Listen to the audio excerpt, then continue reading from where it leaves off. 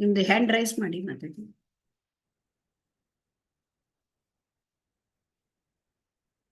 Mataji hand raise ಮಾಡಿ.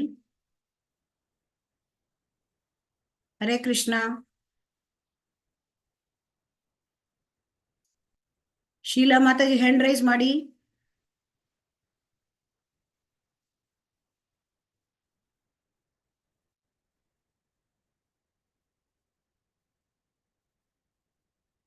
ಹರೇ ಕೃಷ್ಣ. ಕೋಹೋಸ್ಟ್ ಆಯ್ತಲ್ಲ ಮಾತಾಜಿ.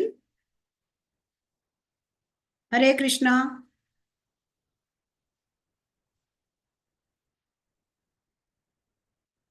ಮಾತಾಜಿ ಕೋಹೋಸ್ಟ್ ಆಯ್ತಾ? ಆಗಿದ್ದಾರೆ ಮಾತಾಜಿ, ಹೋಸ್ಟ್ ಆಗಿದ್ದಾರೆ. ಕೇಳ್ತಾ ಉಂಟಲ್ಲ ಮಾತಾಜಿ?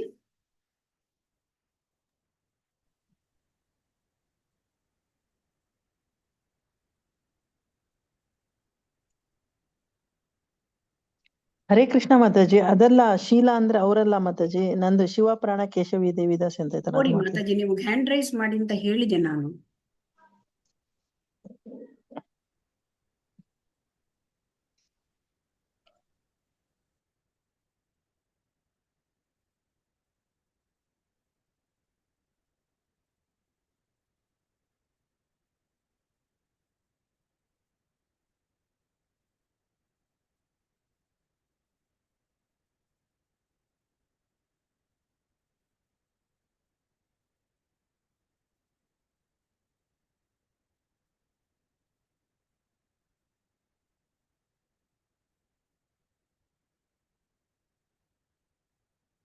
ಹರೇ ಕೃಷ್ಣ. ಹರೇ ಕೃಷ್ಣ. ಹರೇ ಕೃಷ್ಣ ಎಲ್ಲರಿಗೂ. ಹರೇ ಕೃಷ್ಣ. ಓಂ ಅಜ್ಞಾನತಿಮಿರಾಂಧಸ್ಯ ಜ್ಞಾನಾಂಜನಶಲಾಕಯಾ ಚಕ್ಷುರುನ್ಮೀಲಿತಂ ಯೇನ ತಸ್ಮೈ ಶ್ರೀ ಗುರವೇ ನಮಃ. ಶ್ರೀಚೈತನ್ಯಮನೋಭೀಷ್ಟಂ ಸ್ಥಾಪಿತಂ ಯೇನ ಭೂತಲೆ ಸ್ವಯಂ ರೂಪಃ ಕದಾ ಮಹ್ಯಂ ದದಾತಿ ಸ್ವಪದಾಂತಿಕಂ. ವಂದೇಹಂ ಶ್ರೀಗುರೋಃ ಶ್ರೀಯುತಪದಕಮಲಂ ಶ್ರೀಗುರೂನ್ ವೈಷ್ಣವಾಂಶ್ಚ ಶ್ರೀರೂಪಂ ಸಾಗ್ರಜಾತಂ ಸಹಗಣ ರಘುನಾಥಾನ್ವಿತಂ तं सजीवं साद्वैतं सावधूतं परिजनसहितं कृष्ण चैतन्यदेवं श्रीराधा कृष्ण पादान् सहगण ललिता श्रीविशाखान्वितांश्च. हे कृष्णा करुणा सिन्धो दीनबन्धो जगत्पते गोपेशा गोपिका कान्ता राधा कान्ता नमोऽस्तुते. तप्त काञ्चन गौराङ्गी राधे वृन्दावनेश्वरी वृषभानुसुते देवी प्रणमामि हरिप्रिये. वाञ्छाकल्पतरुभ्यश्च कृपा सिन्धुभ्य एव च पतितानां पावनेभ्यो वैष्णवेभ्यो नमो नमः. जय श्री कृष्ण चैतन्य प्रभु नित्यानंद श्री अद्वैत गदाधर श्रीवासादि गौर भक्त वृंद. हरे कृष्ण कृष्ण कृष्ण हरे हरे हरे राम राम राम हरे हरे. हरे कृष्ण कृष्ण कृष्ण हरे हरे हरे राम राम राम हरे हरे. हरे कृष्ण कृष्ण कृष्ण हरे हरे हरे राम राम राम हरे हरे. हरे कृष्ण कृष्ण कृष्ण हरे हरे हरे राम राम राम हरे हरे. हरे कृष्ण कृष्ण कृष्ण हरे हरे हरे राम राम राम हरे हरे. ಹರೇ ಕೃಷ್ಣ ಕೃಷ್ಣ ಕೃಷ್ಣ ಹರೇ ಹರೇ, ಹರೇ ರಾಮ ರಾಮ ರಾಮ ಹರೇ ಹರೇ. ಶ್ರೀ ಶ್ರೀ ರಾಧಾ ಗೋವಿಂದ ಕಿ ಜೈ, ಶ್ರೀ ಶ್ರೀ ಗೌರನಿತಾಯ್ ಕಿ ಜೈ, ಶ್ರೀಲ ಪ್ರಭುಪಾದ ಕಿ ಜೈ. ಹರೇ ಕೃಷ್ಣ. ಎಲ್ಲರಿಗೂ ಸ್ವಾಗತ. ಭಗವದ್ಗೀತೆ 18 ದಿನಗಳ ಅಧ್ಯಯನ. ಇಸ್ಕಾನ್ ಮಂಗಳೂರು ಶ್ರೀ ಶ್ರೀ ರಾಧಾ ಗೋವಿಂದ ದೇವಸ್ಥಾನ ಇವರಿಂದ ಆಯೋಜಿಸಲ್ಪಟ್ಟ ಈ ಕಾರ್ಯಕ್ರಮಕ್ಕೆ ತಮಗೆಲ್ಲರಿಗೂ ಸುಸ್ವಾಗತ. ಹರೇ ಕೃಷ್ಣ.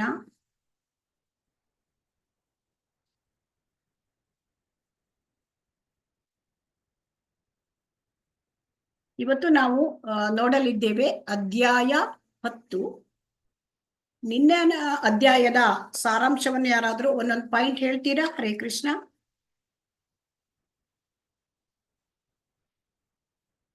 ತುಂಬಾ ಶಾರ್ಟ್ ಆಗಿ ಹೇಳ್ಬೇಕು. ಹರೇ ಕೃಷ್ಣ.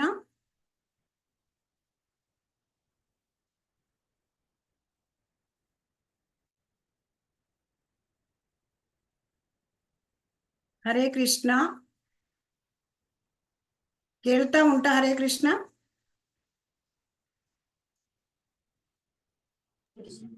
ಹರೇ ಕೃಷ್ಣ ಮಾತಾಜಿ. ಹರೇ ಕೃಷ್ಣ. ಹೇಳಿ ಮಾತಾಜಿ. ಅದೇ ಈ ಒಂದು ವಿಜ್ಞಾನ ಸಹಿತ ಜ್ಞಾನವು ಎಲ್ಲಾ ವಿದ್ಯೆಗಳ ರಾಜ. ಇದು ಎಲ್ಲಾ ರಹಸ್ಯಗಳ ರಾಜ. ಇದು ಅತ್ಯಂತ ಪವಿತ್ರವಾದದ್ದು, ಅತ್ಯಂತ ಉತ್ತಮವಾದದ್ದು. ಇದು ಪ್ರತ್ಯಕ್ಷ ಫಲಕಾರಿ ಮತ್ತು ಧರ್ಮಯುಕ್ತವಾದದ್ದು. ಇದನ್ನು ಸಾಧನೆ ಮಾಡೋದು ಬಹಳ ಸುಲಭ ಮತ್ತು ಇದೊಂದು ಅವಿನಾಶಿ ಅಂತ ಶ್ಲೋಕ ಹೇಳುತ್ತೆ. ಒಂದು ಶ್ಲೋಕ ಹೇಳುತ್ತೆ. ಹರೇ ಕೃಷ್ಣ. ಧನ್ಯವಾದಗಳು. ಸೊ ಹಾಗಾಗಿ ನಾವು ನಿನ್ನೆ ಭಗವಂತನ ಐಶ್ವರ್ಯ ಜ್ಞಾನ, ಅದನ್ನ ರಾಜವಿದ್ಯಾ ರಾಜಗುಹ್ಯ ಅಂತ ಹೇಳ್ತಾರೆ. ಅಂತಂದ್ರೆ ಅವನಿಗೆ ಕೃಷ್ಣ ಅರ್ಜುನನಿಗೆ ಯಾಕೆ ಇದನ್ನ ಹೇಳ್ಕೊಡ್ತಾರೆ ಅಂದ್ರೆ, ಅವನಿಗೆ ಅರ್ಜುನನಿಗೆ ಕೃಷ್ಣನ ಮೇಲೆ ಅಸೂಯೆ ಇಲ್ಲ ಮತ್ತು ಅವನು ಭಕ್ತ. ಸೊ ಹಾಗಾಗಿ ಅವನಿಗೆ ಹೇಳ್ತಾನೆ. ಸೊ ಇದು ಅತ್ಯಂತ ರಹಸ್ಯವಾದ ವಿಜ್ಞಾನ. ಸೊ ಅದಕ್ಕೆ ಗುಹ್ಯತಮ ಜ್ಞಾನ, ರಾಜವಿದ್ಯಾ. ಎಲ್ಲ ವಿದ್ಯೆಗಳಲ್ಲಿಯೂ ಇದನ್ನ ರಾಜ ಅಂದ್ರೆ ಇದನ್ನು ಕಲಿತ ಮೇಲೆ, ಈ ವಿದ್ಯೆಯನ್ನು ಕಲಿತ ಮೇಲೆ ಬೇರೆ ಯಾವ ವಿದ್ಯೆಯನ್ನು ತಿಳಿಯಬೇಕಾದ ಅವಶ್ಯಕತೆ ಇಲ್ಲ. ಸೊ ಹಾಗಾಗಿ ಇಲ್ಲಿ ಮುಂದುವರೆದು ನಾವು ಕೃಷ್ಣನನ್ನು ಸಮೀಪಿಸುವ ಮಾರ್ಗಗಳು ಅಂದ್ರೆ ಅಲ್ಲಿ ಈ ವಿದ್ಯೆಯನ್ನ ತುಂಬಾ ಪರಿಪೂರ್ಣವಾದ ವಿದ್ಯೆ, ತುಂಬಾ ಸುಸುಖಂ, ತುಂಬಾ ಚೆನ್ನಾಗಿ ಆ ಸುಖದಿಂದ ಆರಾಮವಾಗಿ ನಾವು ಇದನ್ನ ಮಾಡಬಹುದು. ಇದು ಭಗವಂತನ ಲೋಕಕ್ಕೆ ಹೋದ್ಮೇಲೆ ಕೂಡ ಇದನ್ನ ನಾವು ಇದನ್ನ ಶಾಶ್ವತವಾಗಿ ಇದು ಉಳ್ಕೊಳ್ಳುತ್ತೆ. ಇದು ಯಾವತ್ತೂ ಈ ಒಂದು ಭಕ್ತಿ ಸೇವೆ ಹೇಳೋದು ಮುಂದುವರ್ಕೊಂಡೇ ಬರ್ತದೆ. ಸೊ ಹಾಗಾಗಿ ಇಲ್ಲಿ ಕೃಷ್ಣನನ್ನು ಸಮೀಪಿಸುವ ಮಾರ್ಗದಲ್ಲಿ ಶುದ್ಧ ಭಕ್ತರು, ಅವರು ಮಹಾತ್ಮರು. ಸೊ ಹಾಗಾಗಿ ಮಹಾತ್ಮರು ಏನ್ ಮಾಡ್ತಾರೆ, ಸತತವಾಗಿ ಭಗವಂತನ ಸೇವೆಯಲ್ಲಿ ಅವರು ತೊಡಗಿರ್ತಾರೆ. ಸದಾ ಶ್ರೀಕೃಷ್ಣನ ಅವರು ಕೀರ್ತನೆಯಲ್ಲಿ ತೊಡಗಿರ್ತಾರೆ. ಸತತಂ ಕೀರ್ತಯಂತೋ ಮಾಮ್ ಅಂತ ಹೇಳಿದ್ದಾರೆ ಭಗವಂತ. ಸೊ ಆದ್ರೆ ಯಾರಿಗೂ ಹೋಗ್ಲಿಕ್ಕಾಗಲ್ಲ ಭಗವಂತನ ಹತ್ರ. ಅದೇ ನಾಸ್ತಿಕರು, ರಾಕ್ಷಸಿ ಸ್ವಭಾವದವರು, ಅವರು ಕೃಷ್ಣನಿಗೆ ಶರಣಾಗೋದೇ ಇಲ್ಲ. ಸೊ ಅವರು ಮಾಡ್ತಿರ್ತಕ್ಕಂಥ ಯಾವುದೇ ಫಲವು, ಯಾವುದೇ ಒಂದು ಮಾರ್ಗಗಳು ಕೂಡ ಅವರಿಗೆ ಫಲ ಕೊಡೋದಿಲ್ಲ. ಅವ್ರು ಏನ್ ಮಾಡ್ತಾರೆ, ಫಲಾಪೇಕ್ಷಿತ ಕರ್ಮ ಮಾಡ್ತಾರೆ. ಅವ್ರು ಏನ್ ಮಾಡ್ತಾರೆ, ಮುಕ್ತಿ ಮಾರ್ಗವನ್ನ ಪಡಿಲಿಕ್ಕೆ ನೋಡ್ತಾರೆ. ಅವರು ಜ್ಞಾನ ಸಂಸ್ಕಾರ ಮಾಡ್ತಾರೆ. ಅದು ಯಾವುದು ಕೂಡ ಫಲ ಕೊಡಲ್ಲ, ಅದು ವೇಸ್ಟ್ ಅಂತ ಹೇಳ್ತಾ ಇದ್ದಾರೆ ಭಗವಂತ.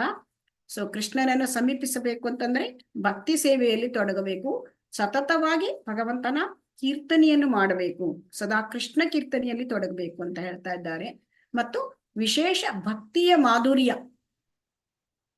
ಕೊನೆಯದಾಗಿ ಭಗವಂತ ಏನ್ ಹೇಳ್ತಾನೆ, ಮನ್ಮನ ಭವ ಮದ್ಭಕ್ತೋ ಮದ್ಯಾಜಿ ಮಾಂ ನಮಸ್ಕುರು. ನಮಗೆ 4 ಉಪದೇಶಗಳನ್ನ ಇಲ್ಲಿ ಮುಖ್ಯವಾದ ಉಪದೇಶ ಕೊಟ್ಟಿದ್ದಾರೆ.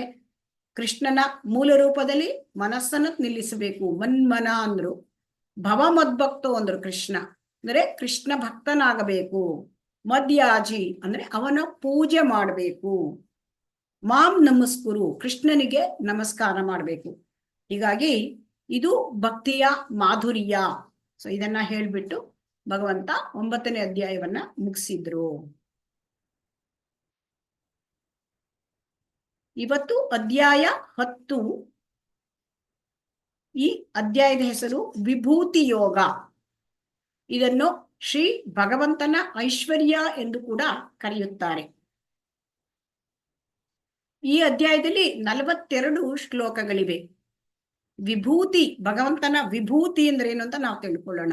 ವಿಭೂತಿ ಅಂತಂದ್ರೆ ಅಸಾಧಾರಣ ಸಿರಿ. ಸಿರಿ ಅಂದ್ರೆ ಸಂಪತ್ತು, ಐಶ್ವರ್ಯ.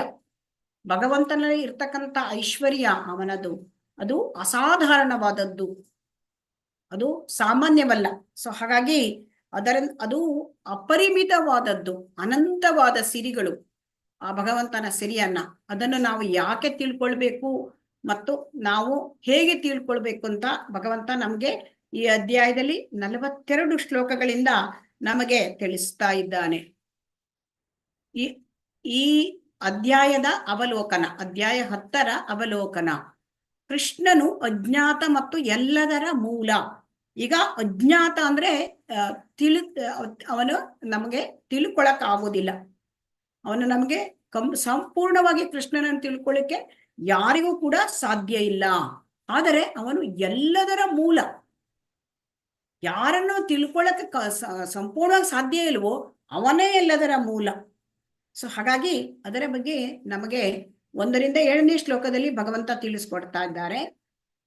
ಮತ್ತೆ ಬಹಳ ಮುಖ್ಯವಾದ ಶ್ಲೋಕಗಳು 8ರಿಂದ 11ನೇ ಶ್ಲೋಕಗಳು. ಈ 4 ಶ್ಲೋಕಗಳು ಶುದ್ಧ ಭಕ್ತಿ, ಭಗವದ್ಗೀತೆಯ ಸಾರ. ಸೊ ಶ್ರೀಮದ್ ಭಗವದ್ಗೀತೆ ಅಂದ್ರೆ ನಮಗೆ ಭಗವದ್ಗೀತೆಯ ಉದ್ದಕ್ಕೂ ಭಗವಂತ ಭಕ್ತಿಯನ್ನೇ ಸಾರ್ತಾ ಇದ್ದಾನೆ. ಸೊ ಹಾಗಾಗಿ ಇಲ್ಲಿ ಶ್ರೀಮದ್ ಭಗವದ್ಗೀತೆಯ ಇಡೀ ಭಗವದ್ಗೀತೆಯ ಸಾರವನ್ನು ಈ 4 ಶ್ಲೋಕಗಳಲ್ಲಿ ಭಗವಂತ ನಮಗೆ ತಿಳಿಸ್ಕೊಡ್ತಾ ಇದ್ದಾರೆ. ಅರ್ಜುನನು ಕೃಷ್ಣನ ಪರಮಸ್ಥಾನವನ್ನು ಸ್ವೀಕರಿಸುತ್ತಾನೆ. 12ರಿಂದ 18ನೇ ಶ್ಲೋಕಗಳವರೆಗೆ. ಅಂದ್ರೆ ಈ ಭಗವದ್ಗೀತೆಯ ಆ ಸಾರ ಇದನ್ನು ಕೇಳಿ, 4 ಚತುಶ್ಲೋಕಿ ಭಗವದ್ಗೀತೆಯನ್ನು ಕೇಳಿ ಅರ್ಜುನ ಏನ್ ತಿಳ್ಕೊಳ್ತಾನೆ?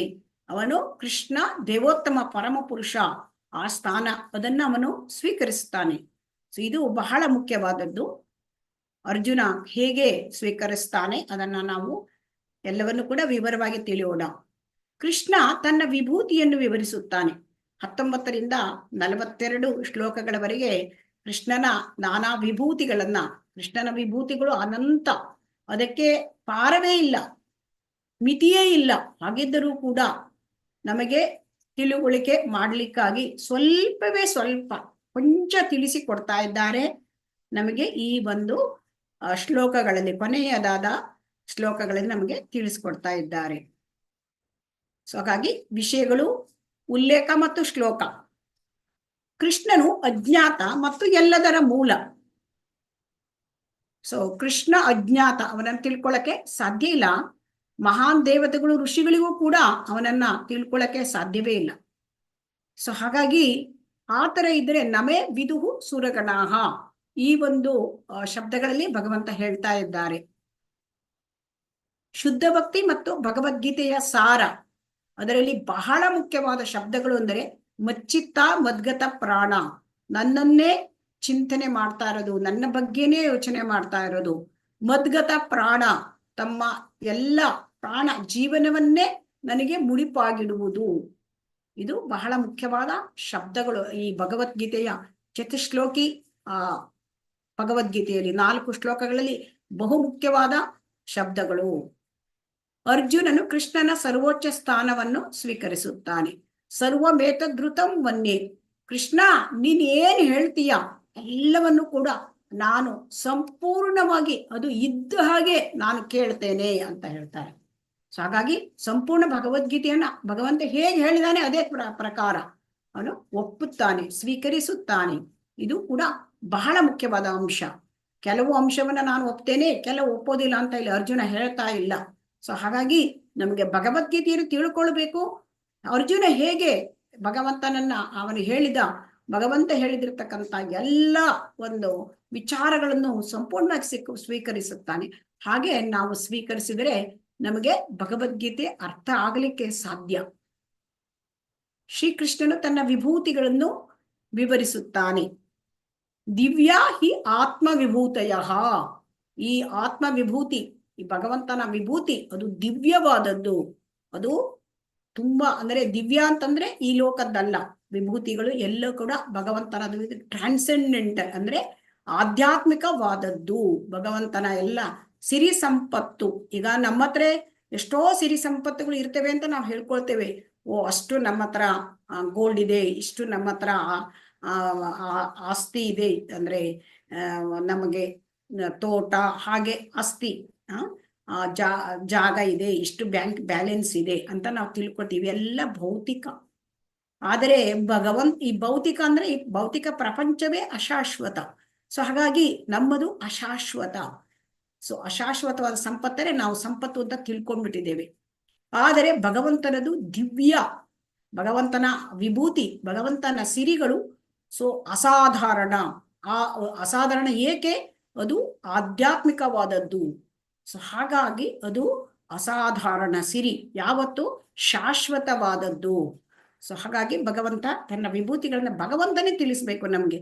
ಯಾಕಂದ್ರೆ ಭಗವಂತ ಅಜ್ಞಾತ, ಕೃಷ್ಣ ಅವರು ಅಜ್ಞಾತ. ಸೊ ಅವರು ತಿಳಿಸ್ಕೊಟ್ರೆ ನಮಗ್ ತಿಳಿತದೆ. ಸೊ ಅವರು ಹೇಗೆ ತಿಳಿಸ್ಕೊಡ್ತಾ ಇದ್ದಾರೆ? ತನ್ನ ಶುದ್ಧ ಭಕ್ತ, ತನ್ನ ಸ್ನೇಹಿತ ಅರ್ಜುನ, ಅವರ ಮುಖಾಂತರ ನಮಗೆ ತಿಳಿಸಿಕೊಡ್ತಾ ಇದ್ದಾರೆ. ಹರೇ ಕೃಷ್ಣ. ಶ್ಲೋಕ 1ಕ್ಕೆ ಹೋಗೋಣ. ಶ್ರೀ ಭಗವಾನ್ ಉವಾಚ ಭೂಯ ಏವ ಮಹಾಬಾಹೋ ಶೃಣು ಮೇ ಪರಮಂ ವಚಃ ಯತ್ತೇಹಂ ಪ್ರೀಯಮಾಣಾಯ ವಕ್ಷ್ಯಾಮಿ ಹಿತಕಾಮ್ಯಯ. ದೇವೋತ್ತಮ ಪರಮ ಪುರುಷನು ಹೀಗೆಂದು ಹೇಳಿದನು: ಮಹಾಬಾಹುವಾದ ಅರ್ಜುನನೇ, ಮತ್ತೆ ಕೇಳು. ನೀನು ನನ್ನ ಪ್ರೀತಿಯ ಸ್ನೇಹಿತನಾದುದರಿಂದ ನಾನು ನಿನಗಾಗಿ ಇನ್ನೂ ಹೇಳುತ್ತೇನೆ. ನಾನು ಆಗಲೇ ವಿವರಿಸಿರುವ ಜ್ಞಾನಕ್ಕಿಂತ ಇನ್ನೂ ಉತ್ತಮವಾದ ಜ್ಞಾನವನ್ನು ನಿನಗೆ ನೀಡುತ್ತೇನೆ. ಹರೇ ಕೃಷ್ಣ. ಸೊ ಇಲ್ಲಿ ಕೃಷ್ಣ, ಭಗವಾನ್ ಶ್ರೀಕೃಷ್ಣ ಅರ್ಜುನನಿಗೆ ಏನ್ ಹೇಳ್ತಾ ಇದ್ದಾನೆ? ಕೇಳು. ಈ ಅಧ್ಯಾಯ ಭಗವಂತನೇ ತಾನಾಗಿಯೇ ಮಾತನಾಡುವುದರಿಂದ ಪ್ರಾರಂಭವಾಗುತ್ತದೆ. ಅರ್ಜುನ ಈಗ ಏನು ಕೇಳ್ತಾ ಇಲ್ಲ, ಭಗವಂತನೇ ಪ್ರಾರಂಭ ಮಾಡ್ತಾ ಇದ್ದಾನೆ. ಇದರ ಅರ್ಥ ಏನು ಅಂದ್ರೆ, ಭಗವಂತನಿಗೆ ಅರ್ಜುನನ ಅಂದ ತುಂಬಾ ಸಂತೋಷವಾಗಿದೆ. ಅರ್ಜುನ ಒಳ್ಳೆಯ ವಿದ್ಯಾರ್ಥಿ. ಯಾಕೆಂದ್ರೆ ಹೇಳಿದುದನ್ನೆಲ್ಲವನ್ನು ಗಮನವಿಟ್ಟು ಕೇಳಿಸ್ಕೊಳ್ತಾ ಇದ್ದಾನೆ. ಮತ್ತು ತನಗೆ ಸಂಶಯ ಬಂದರೆ ಅದನ್ನ ಹೇಳು ವಿವರವಾಗಿ ಅಂತ ಹೇಳ್ತಾನೆ. ಸೊ ಅದರಿಂದ ಸಂತೋಷವಾಗಿದೆ. ಅವನು ಹೇಳ್ತಾ ಇದ್ದಾನೆ ಅರ್ಜುನನಿಗೆ, ಕೇಳು. ಸೊ ನಮಗೆ ಈ ಕೇಳುವುದು ಹೇಳುದು ಶ್ರವಣ ಬಹಳ ಮುಖ್ಯವಾದದ್ದು. ಆಧ್ಯಾತ್ಮಿಕ ವಿಜ್ಞಾನವನ್ನ ನಾವು ತಿಳ್ಕೋಬೇಕು. ಭಗವಂತನ ಬಗ್ಗೆ ನಾವು ತಿಳ್ಕೊಳ್ಬೇಕು ಅಂದ್ರೆ ಕೇವಲ ಶ್ರವಣ. ಯಾಕೆಂದ್ರೆ ಭಗವಂತನನ್ನು ನಾವು ಈ ಕಣ್ಣಿಂದ ನೋಡ್ಲಿಕ್ಕೆ ಸಾಧ್ಯವಿಲ್ಲ. ನಮಗಿರ್ತಕ್ಕಂಥದ್ದು ಒಂದು ಭೌತಿಕವಾದ ಚಕ್ಷು. ಸೊ ಈ ಭೌತಿಕ ಚಕ್ಷುವಿಂದ ಭಗವಂತ ಅವನು ಈ ಒಂದು 3 ಗುಣಗಳಲ್ಲಿಲ್ಲ. ಸೊ ಅಂತಹ ಭಗವಂತನನ್ನ ನಾವು ಈ ನಮ್ಮ ಚರ್ಮ ಚಕ್ಷುವಿಂದ ನೋಡ್ಲಿಕ್ಕೆ ಸಾಧ್ಯವಿಲ್ಲ. ಸೊ ಹಾಗಾಗಿ ಭಗವಂತನನ್ನು ಕೇಳು. ಇದನ್ನು 7ನೇ ಅಧ್ಯಾಯದಲ್ಲಿ ಕೂಡ ಭಗವಂತ ತಿಳಿಸಿದ್ದಾನೆ, ತಚ್ಛೃಣು ಅಂತ ಹೇಳಿದ್ದಾನೆ. ಸೊ ಇದಕ್ಕೆ ಯಾಕೆ ಭಗವಂತ ಪದೇ ಪದೇ ಹೇಳ್ತಾ ಇದ್ದಾರೆ ಅಂದ್ರೆ, ಶ್ರವಣಕ್ಕೆ ಮಹತ್ವ ತುಂಬಾ ಇದೆ. ಶ್ರವಣ ಮಾಡಿ ಮಾಡಿ ಮಾಡಿ ಮಾಡಿ ನಮಗೆ ಶುದ್ಧಿ ಆಗುತ್ತೆ. ನಮ್ಮಲ್ಲಿರ್ತಕ್ಕಂತಹ ಎಲ್ಲ ಕಲ್ಮಶಗಳು ನಿಧಾನವಾಗಿ ಹೋಗುತ್ತವೆ. ಸೊ ಶೃಣ್ವತಾಂ ಸ್ವಕತಃ ಕೃಷ್ಣ ಪುಣ್ಯ ಶ್ರವಣ ಕೀರ್ತನಃ. ಸೊ ಭಗವಂತನ ಪುಣ್ಯ ಶ್ರವಣ, ಅದು ಕೀರ್ತನೆಗಳು, ಕೃಷ್ಣ ಕಥೆಗಳು, ಕೃಷ್ಣನ ಬಗ್ಗೆ ವಿಚಾರಗಳು, ಅದನ್ನು ಕೇಳ್ತಾ ಇದ್ರೆ ಪುಣ್ಯ, ಅದು ಭಕ್ತಿ ಪುಣ್ಯ, ಈ ಐಹಿಕ ಪುಣ್ಯ ಅಲ್ಲ. ಅದನ್ನು ಕೇಳ್ತಾ ಇದ್ರೆ ನಮ್ಮಲ್ಲಿ ಏನಾಗುತ್ತೆ, ಎಲ್ಲ ಕೂಡ ನಿಧಾನವಾಗಿ ನಮಗೆ ಪರಿಶುದ್ಧಿ ಹೊಂದಿ ಭಗವಂತ ಅರ್ಥ ಆಗ್ತಾನೆ. ಸೊ ಹಾಗಾಗಿ ಈಗಲೇ ವಿವರಿಸಿರುವ ಜ್ಞಾನಕ್ಕಿಂತ ಇನ್ನೂ ಉತ್ತಮವಾದ ಜ್ಞಾನವನ್ನು ನೀಡ್ತೇನೆ. ಅರ್ಜುನ ಈಗ ಆಲ್ರೆಡಿ ನಮಗೆ ಹೇಳಿದ್ದಾರೆ. ಭಕ್ತಿಯ 2 ಅಧ್ಯಾಯಗಳನ್ನು ನಾವು ನೋಡಿದ್ದೇವೆ. 7ನೇ ಅಧ್ಯಾಯ ಮತ್ತೆ ಭಗವತ್ ಪ್ರಾಪ್ತಿ, ಮತ್ತೆ ಪರಮ ರಹಸ್ಯ ಒಂದು ರಾಜಗುಹ್ಯ ಯೋಗ, ಇವೆಲ್ಲ ತುಂಬಾ ಮುಖ್ಯವಾದ ಅಧ್ಯಾಯಗಳು. ಅದನ್ನ ಈಗ ನಿನಗೆ ಕೊಟ್ಟಿದ್ದೇನೆ. ಆದ್ರೆ ಇದಕ್ಕಿಂತನೂ ಉತ್ತಮವಾದದ್ದು ನೋಡಿ, ಅರ್ಜುನಂಗೆ ಎಷ್ಟು ಒಂದು ಶಿಷ್ಯನಲ್ಲಿ ಯಾವಾಗ ಅಂದರೆ ಅವರಿಗೆ ಇರ್ತಕ್ಕಂತಹ ಒಂದು ಉತ್ಸಾಹ, ಒಂದು ತಿಳ್ಕೋಬೇಕು ಗುರುಗಳ ಹತ್ರ ಒಂದು ನಾವು ಕೇಳಿ ಆ ಒಂದು ಆಕಾಂಕ್ಷೆ, ಇದು ಆಸಕ್ತಿ, ಇದನ್ನ ನೋಡಿ ಭಗವಂತ ಇನ್ನೂ ಹೇಳ್ತಾ ಇದ್ದೇನೆ ನಿನಗೆ ಅಂತ ತಾನಾಗೇ ಮಾತನ್ನ ಪ್ರಾರಂಭ ಮಾಡ್ತಾರೆ. ಸೊ ಹಾಗಾಗಿ ಇಲ್ಲಿ ನಾವು ತಿಳ್ಕೊಳ್ಬೇಕಾಗಿದ್ದು ಮುಖ್ಯವಾಗಿ ನಾವು ಭಗವಂತನಿಂದ ತಿಳ್ಕೊಳ್ಬೇಕು. ಇಲ್ಲ ಭಗವಂತನಿಂದ ಪರಂಪರೆಯಿಂದ ಬಂದಿರತಕ್ಕಂಥ ಗುರುಗಳ ಹತ್ರ ಆಸಕ್ತಿಯಿಂದ ಕೇಳಬೇಕು. ಸೊ ಈ ಚಿತ್ರದಲ್ಲಿ ನಾವು ಇಲ್ಲಿ ನೋಡ್ತಾ ಇದ್ದೇವೆ ಕೃಷ್ಣ ಅಜ್ಞಾತ ಅಂತ ನಾವು ಒಂದು ಮೊದಲು ನಮಗೆ ನಾವು ನೋಡಿದ್ದೇವೆ ಒಂದು ಅಧ್ಯಾಯದ ಅವಲೋಕನದಲ್ಲಿ. ಹೀಗೆ ಕೃಷ್ಣ ಯಾರಿಗೆ ಅಜ್ಞಾತ, ಯಾರಿಗೆ ಜ್ಞಾತ ಆಗ್ತಾನೆ ಅಂತ ಈ ಚಿತ್ರದಲ್ಲಿ ನಾವು ತಿಳ್ಕೊಳ್ಬಹುದು. ಸೊ ಇದನ್ನ, ಈ ಚಿತ್ರವನ್ನ ಯಾರಾದ್ರೂ ಹೇಳ್ತೀರಾ? ಹರೇ ಕೃಷ್ಣ, ಇದೇನ್ ಚಿತ್ರ ಅಂತ ಅಷ್ಟೇ ಹೇಳಿದ್ರೆ ಸಾಕು. ಹರೇ ಕೃಷ್ಣ. ಹರೇ ಕೃಷ್ಣ. ಹರೇ ಕೃಷ್ಣ ಮಾತಾಜಿ. ಹರೇ ಕೃಷ್ಣ, ಸ್ವಲ್ಪ ದೊಡ್ಡದಾಗಿ ಹೇಳ್ಬೇಕು. ಹರೇ ಕೃಷ್ಣ. ಹರೇ ಕೃಷ್ಣ ಮಾತಾಜಿ. ಶ್ರೀಕೃಷ್ಣ ಮಲ್ಕೊಂಡಿದ್ದಾನೆ, ದುರ್ಯೋಧನ ಅವ್ರ ತಲೆ ಮೇಲೆ ಕುತ್ಕೊಂಡಿದ್ದಾರೆ, ಮತ್ತೆ ಅರ್ಜುನ ಕಾಲ್ ಮೇಲೆ ಕುತ್ಕೊಂಡಿದ್ದಾರೆ. ಅಂದ್ರೆ ಅವನು ದಾಸ್ಯ ಭಕ್ತ ಇದ್ದಾನೆ, ಅವನು ಶುದ್ಧ ಭಕ್ತ. ಓಕೆ, ಅಂದ್ರೆ ಅಜ್ಞಾತ ಯಾರಿಗೆ ಅಂದ್ರೆ ದುರ್ಯೋಧನ. ಹರೇ ಕೃಷ್ಣ. ಧನ್ಯವಾದ. ಧನ್ಯವಾದಗಳು. ಸೊ ಈಗ ನಮಗೇನ್ ಗೊತ್ತಾಗ್ತಾ ಇದೆ, ಇದು ಸನ್ನಿವೇಶ ಅಂತಂದ್ರೆ ಅದು ಕುರುಕ್ಷೇತ್ರ ಯುದ್ಧ ಆಗೋದು ಈಗಾಗಲೇ ನಿರ್ಧಾರವಾಗಿದೆ. ಸೊ ಹಾಗಾಗಿ ಕೃಷ್ಣ ದ್ವಾರಕೆಯಲ್ಲಿ ಅರಮನೆಯಲ್ಲಿ ಇರ್ತಾರೆ. ಸೊ ಆಗ ಕೃಷ್ಣನ ಸಹಾಯ ಕೇಳ್ಕೊಂಡು ದುರ್ಯೋಧನ ಬರ್ತಾನೆ ರಾಜ ಆಗಿ. ಅವನು ಅಂದ್ರೆ ತಂದೆ ರಾಜ. ಸೊ ಹಾಗಾಗಿ ಇವನು ಕೂಡ ಆ ಸ್ಥಾನವನ್ನೇ ಇಟ್ಕೊಂಡಿರ್ತಾನೆ. ಆದರೆ ಭಕ್ತನಾಗಿ ಅದು ಸಖನಾಗಿ, ಮತ್ತೆ ಇವನು ಅರ್ಜುನನು ಕೂಡ ಅಲ್ಲಿ ಬರ್ತಾನೆ, ಪಾಂಡವರ ಪರವಾಗಿ ಬರ್ತಾನೆ. ಸೊ ಹಾಗಾಗಿ ಇಲ್ಲಿ ಇವನು ಗತ್ತಿನಿಂದ ಕುರ್ಚಿಯ ಮೇಲೆ ಕೂತಿರ್ತಾನೆ, ಆಸನದಲ್ಲಿ ಕೂತ್ಕೊಂಡಿರ್ತಾನೆ ಮತ್ತು ತಲೆ ಕಡೆ ಕೂತ್ಕೊಂಡಿರ್ತಾನೆ. ಇದ್ರಲ್ಲಿ ತಾನು ದೊಡ್ಡವನು ಹೇಳಿರ್ತಾನೆ. ಕೃಷ್ಣನ ಬಗ್ಗೆ ಯಾವ ವಿಚಾರ ಕೂಡ ಅವನಿಗೆ ಗೊತ್ತಿಲ್ಲ, ಇವನು ರಜೋಗುಣದಲ್ಲಿ ಇದ್ದಾನೆ. ಸೊ ಹಾಗಾಗಿ ಇಲ್ಲಿ ಕೃಷ್ಣ ಅಲ್ಲಿ ಈ ಅರ್ಜುನನಿಗೆ ಗೊತ್ತುಂಟು, ಯಾಕಂದ್ರೆ ಪಾಂಡವರು ಅವರು ಭಕ್ತರು, ಶುದ್ಧ ಭಕ್ತರು ಅವನ. ಹಾಗಾಗಿ ಅವನಿಗೆ ದೇವೋತ್ತಮ ಪರಮ ಪುರುಷ ಸಖಾಂತ ಆದ್ರೂ ಕೂಡ ಭಗವಂತ ಅಂತ ಅವ್ರಿಗೆ ಗೊತ್ತು. ಸೊ ಹಾಗಾಗಿ ಅವರು ಭಗವಂತನ ಪಾದದ ಅಡಿಯಲ್ಲಿ ಕೂತ್ಕೊಂಡಿರ್ತಾರೆ. ಕೃಷ್ಣ ಮಲಗಿರ್ತಾರೆ. ಅಂದ್ರೆ ಹೀಗೆ ಕಣ್ಣು ಬಿಟ್ಟಾಗ ಕಾಣುವುದು ಅರ್ಜುನ. ಮೊದಲು ಬಂದಿರ್ತಾರೆ ದುರ್ಯೋಧನ, ಆದರೆ ಅರ್ಜುನ ಕಾಣಿಸೋದು ಕೃಷ್ಣನಿಗೆ ಮೊದಲು. ಸೊ ಹಾಗಾಗಿ ಅವನು ಹೇಳ್ತಾನೆ, ಕೃಷ್ಣ ಹೇಳ್ತಾರೆ, ಅರ್ಜುನ ಮೊದಲು ಕಂಡಿದ್ದಾನೆ, ಅವನಿಗೆ ನೀವು ಎಲ್ಲ ಯಾಕೆ ಬಂದಿದ್ದೀರಿ ಎಲ್ಲ ಕೇಳ್ತಾರೆ. ಆಗ ಹೀಗೆ ಯುದ್ಧಕ್ಕೆ ಸಹಾಯ ಬೇಡಲಿಕ್ಕೆ. ಹಾಗಾದ್ರೆ ಅರ್ಜುನ ನಾನು ಮೊದಲು ನೋಡಿದ್ದೇನೆ, ಅವನು ಕೇಳಲಿ, ಆಯ್ತು ನನ್ನ ಹತ್ರ ಅಕ್ಷೋಹಿಣಿ ಸೈನ್ಯ ಇದೆ, ನಾರಾಯಣಿ ಸೈನ್ಯ ಇದೆ, ಅದೇ ಬೇಕಾ ಅಥವಾ ನಾನು ಬೇಕಾ? ನಾನು ಯುದ್ಧದಲ್ಲಿ ಭಾಗವಹಿಸುವುದಿಲ್ಲ ಅಂತ ಹೇಳ್ತಾರೆ. ಆಗ ಅರ್ಜುನನಿಗೆ ಗೊತ್ತುಂಟು, ಭಗವಂತ ದೇವೋತ್ತಮ ಪರಮ ಪುರುಷ ಅಂತ ಗೊತ್ತುಂಟು. ತನ್ನ ಜೊತೆಗೆ ಇದ್ರೆ ಸಾಕು, ಭಗವಂತ ಅಂದ್ರೆ ಅವನ ಸಿರಿ ಸಂಪತ್ತು ಎಲ್ಲವದರಲ್ಲಿ ಬಂದ್ಬಿಡುತ್ತೆ ಅಂತ ಅವನಿಗೆ ಗೊತ್ತು. ಹಾಗಾಗಿ ಅವನು ಏನ್ ಮಾಡ್ತಾನೆ, ನನಗೆ ನೀವು ಬೇಕು ಅಂತ ಹೇಳ್ತಾನೆ. ಅದನ್ನು ಕೇಳಿ ದುರ್ಯೋಧನನಿಗೆ ಖುಷಿ ಆಗ್ತದೆ, ಮನಸ್ಸಲ್ಲೇ ಖುಷಿ ಆಗ್ಬಿಡುತ್ತೆ. ಯಾಕೆ, ಓಹೋ ಅರ್ಜುನ ಏನು ದಡ್ಡ, ಅವನಿಗೆ ಏನು ಗೊತ್ತಿಲ್ಲ, ಕೃಷ್ಣ ಯುದ್ಧನೇ ಮಾಡೋದಿಲ್ಲ, ಅವನೇ ಯಾಕೆ ತಕೊಂಡ್ಬಿಟ್ಟ ಸೈಡಲ್ಲಿ, ಅವರನ್ನೇ ಯಾಕೆ ತಕೊಂಡ್ರು, ನಾನು ಕೇಳ್ತೇನೆ, ನನಗೆ ನಾರಾಯಣ ಸೇನ ಸಿಗ್ತಾ ಅಂತ ಖುಷಿ ಆಗೋಯ್ತು. ಸೊ ಇದರಲ್ಲಿ ತಿಳ್ಕೊಳ್ಬೇಕು ನಾವು, ಅಂದ್ರೆ ರಜಗುಣದಲ್ಲಿ ಇದ್ದಿದ್ದಾನೆ ಮತ್ತು ಅವನಲ್ಲಿ ಅಹಂಕಾರ ಇದ್ದಿತ್ತು. ಸೊ ಹಾಗಾಗಿ ಅವನಿಗೆ ಕೃಷ್ಣ ಯಾರು ಅಂತ ಗೊತ್ತೇ ಆಗ್ಲಿಲ್ಲ, ದೇವೋತ್ತಮ ಪರಮ ಪುರುಷ. ಅದೇ ಒಂದು ಕೃಷ್ಣ ಅಲ್ಲೇ ಅವ್ರ ಜೊತೆಗೆ ಇದ್ದಾರೆ, ಆದ್ರೂ ಕೂಡ ಅವರಿಗೆ ಗೊತ್ತಾಗ್ತಾ ಇಲ್ಲ. ಸೊ ಹಾಗಾಗಿ ಭೌತಿಕದ ಒಂದು ಆಲೋಚನೆಗಳನ್ನ ಮಾಡ್ತಾ ಇದ್ದಾರೆ. ತನಗೆ ಗೆಲ್ಲಲಿಕ್ಕೆ ನಾರಾಯಣಿ ಸೈನ್ಯ ಬೇಕು, ಜಾಸ್ತಿ ಸೈನ್ಯ ಇದ್ರೆ ನಾವು ಗೆಲ್ತೇವೆ. ಸೊ ಹಾಗಾಗಿ ಭಗವಂತನ ಸಿರಿ, ಅವನ ಸಂಪತ್ತು, ಅವನ ಶಕ್ತಿ ಸಾಮರ್ಥ್ಯ ಏನೂ ಗೊತ್ತಾಗ್ಲಿಲ್ಲ. ಸೊ ರಜಗುಣದಲ್ಲಿದ್ರೆ ನಮ್ಗೆ ಭಗವಂತ ಗೊತ್ತಾಗಲ್ಲ, ಇವನು ಸತ್ವಗುಣದಲ್ಲಿದ್ದಾನೆ ಭಕ್ತ. ಸೊ ಹಾಗಾಗಿ ಭಕ್ತನಿಗೆ ಗೊತ್ತಾಗತ್ತೆ ಈ ಭಗವಂತನ. ಸೊ ಭಕ್ತ್ಯಾ ಮಾಂ ಅಭಿಜಾನಾತಿ ಯಾವಾನ್ ಯಶ್ಚಾಸ್ಮಿ ತತ್ವತಃ. ಹಾಗಂತ ಶ್ರೀಕೃಷ್ಣ ನಮಗೆ ಭಗವದ್ಗೀತೆಯಲ್ಲಿ ಕೊನೆಯ ಅಧ್ಯಾಯ 18ನೇ ಅಧ್ಯಾಯ 55ನೇ ಶ್ಲೋಕದಲ್ಲಿ ಹೇಳ್ತಾರೆ. ಸೊ ಹಾಗಾಗಿ ಕೃಷ್ಣ ಈಗ ರಜೋಗುಣದಲ್ಲಿ ತಮೋಗುಣದಲ್ಲಿ ಅಜ್ಞಾತ, ಆದರೆ ಸತ್ವಗುಣಕ್ಕೆ ಬಂದಾಗ ನಮಗೆ ತಿಳ್ಕೊಳ್ಳಬಹುದು, ಭಗವಂತನ ತಿಳ್ಕೊಳಕ್ಕಂತ ಶಕ್ತಿ ಬರುತ್ತೆ. ಸೊ ಹಾಗೆ ಶುದ್ಧ ಸತ್ವಕ್ಕೆ ಬಂದಾಗ ಭಗವಂತ ಚೆನ್ನಾಗಿ ಅರ್ಥ ಆಗ್ತಾನೆ. ಹರೇ ಕೃಷ್ಣ. ಶ್ಲೋಕ 2ಕ್ಕೆ ಹೋಗೋಣ. ನಮೇ ವಿದುಹು ಸುರಗಣಾಃ ಪ್ರಭವಂ ನಮರ್ಷಯಃ ಅಹಮಾದಿರ್ಹಿ ದೇವಾನಾಂ ಮಹರ್ಷೀಣಾಂ ಚ ಸರ್ವಶಃ.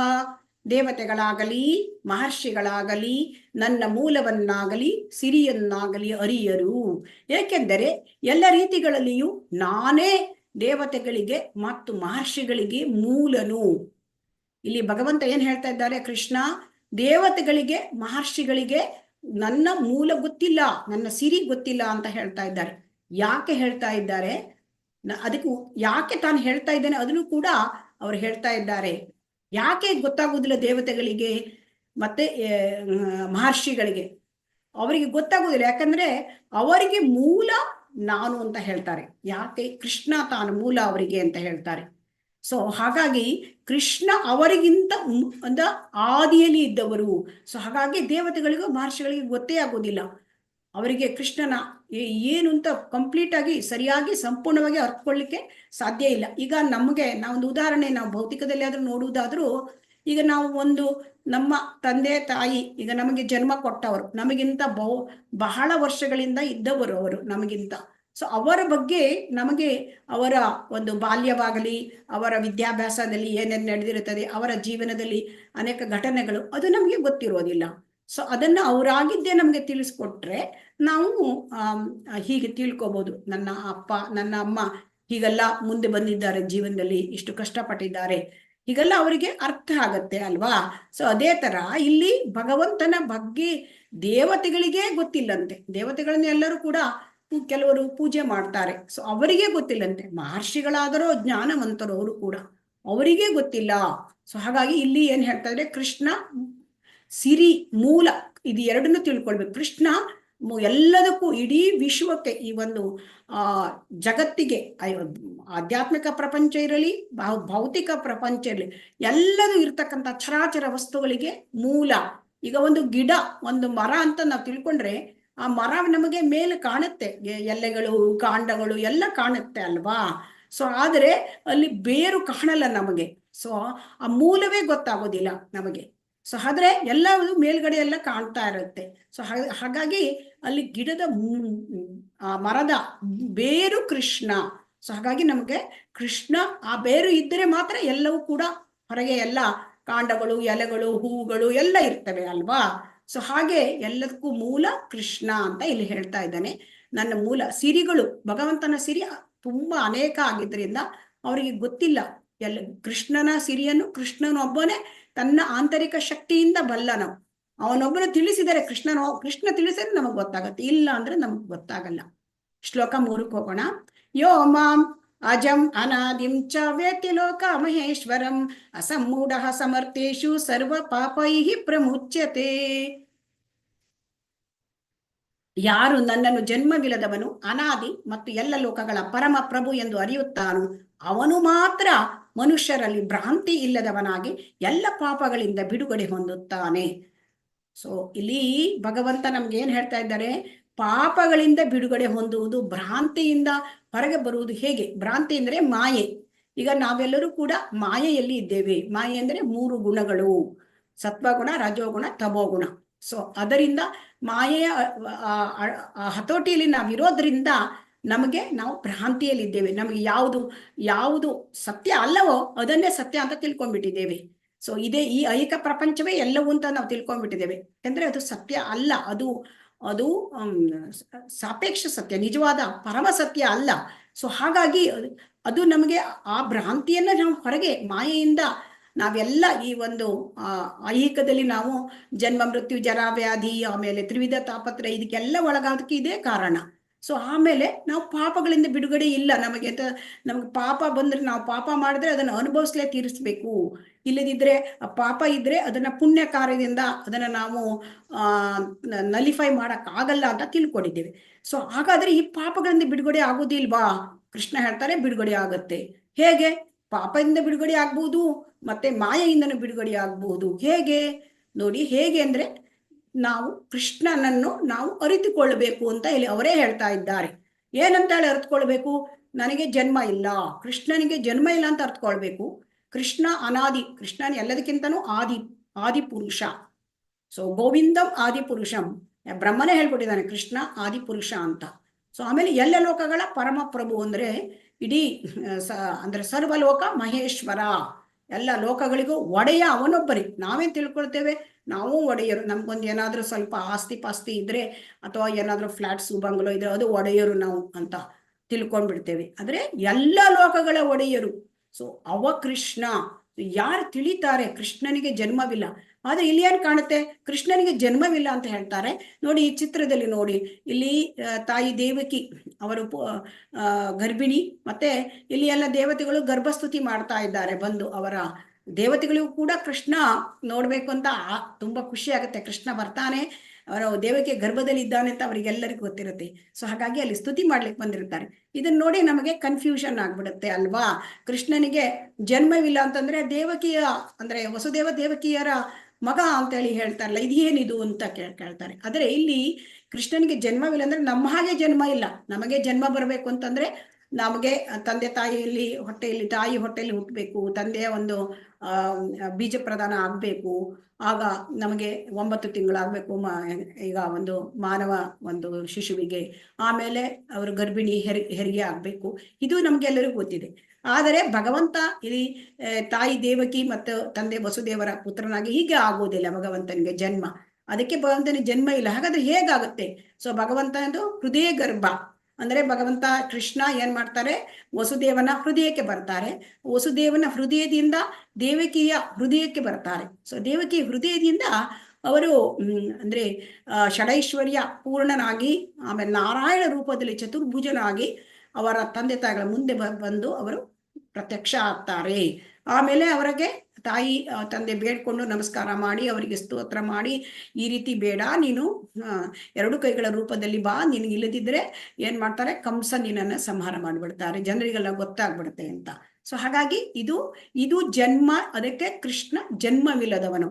ಅವನು ಕೃಷ್ಣ ತನ್ನ ತಂದೆ ತಾಯಿಯನ್ನ ಅವರು ಚೂಸ್ ಮಾಡ್ಕೊಳ್ತಾರೆ ಇಲ್ಲಿ ಲೀಲೆಗಳನ್ನು ಮಾಡ್ಲಿಕ್ಕಾಗಿ, ಐಹಿಕ ಲೋಕದಲ್ಲಿ ಲೀಲೆಗಳನ್ನು ಮಾಡ್ಲಿಕ್ಕೆ. ಹಾಗಾಗಿ ಇವರು ತಂದೆ ತಾಯಿ 3 ಜನ್ಮದಲ್ಲೂ ಕೂಡ ಅವರ ತಂದೆ ತಾಯಿಗೆ ಇರ್ತಾರೆ. ಅಂದ್ರೆ ಅವರು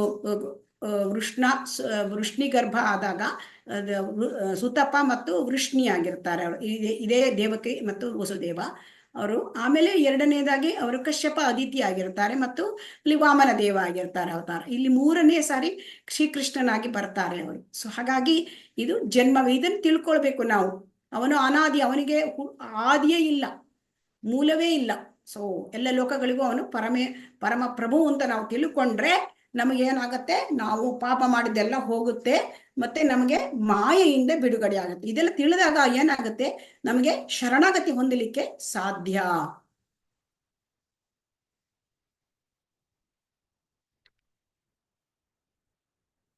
ಶ್ಲೋಕ 4 ನೋಡೋಣ.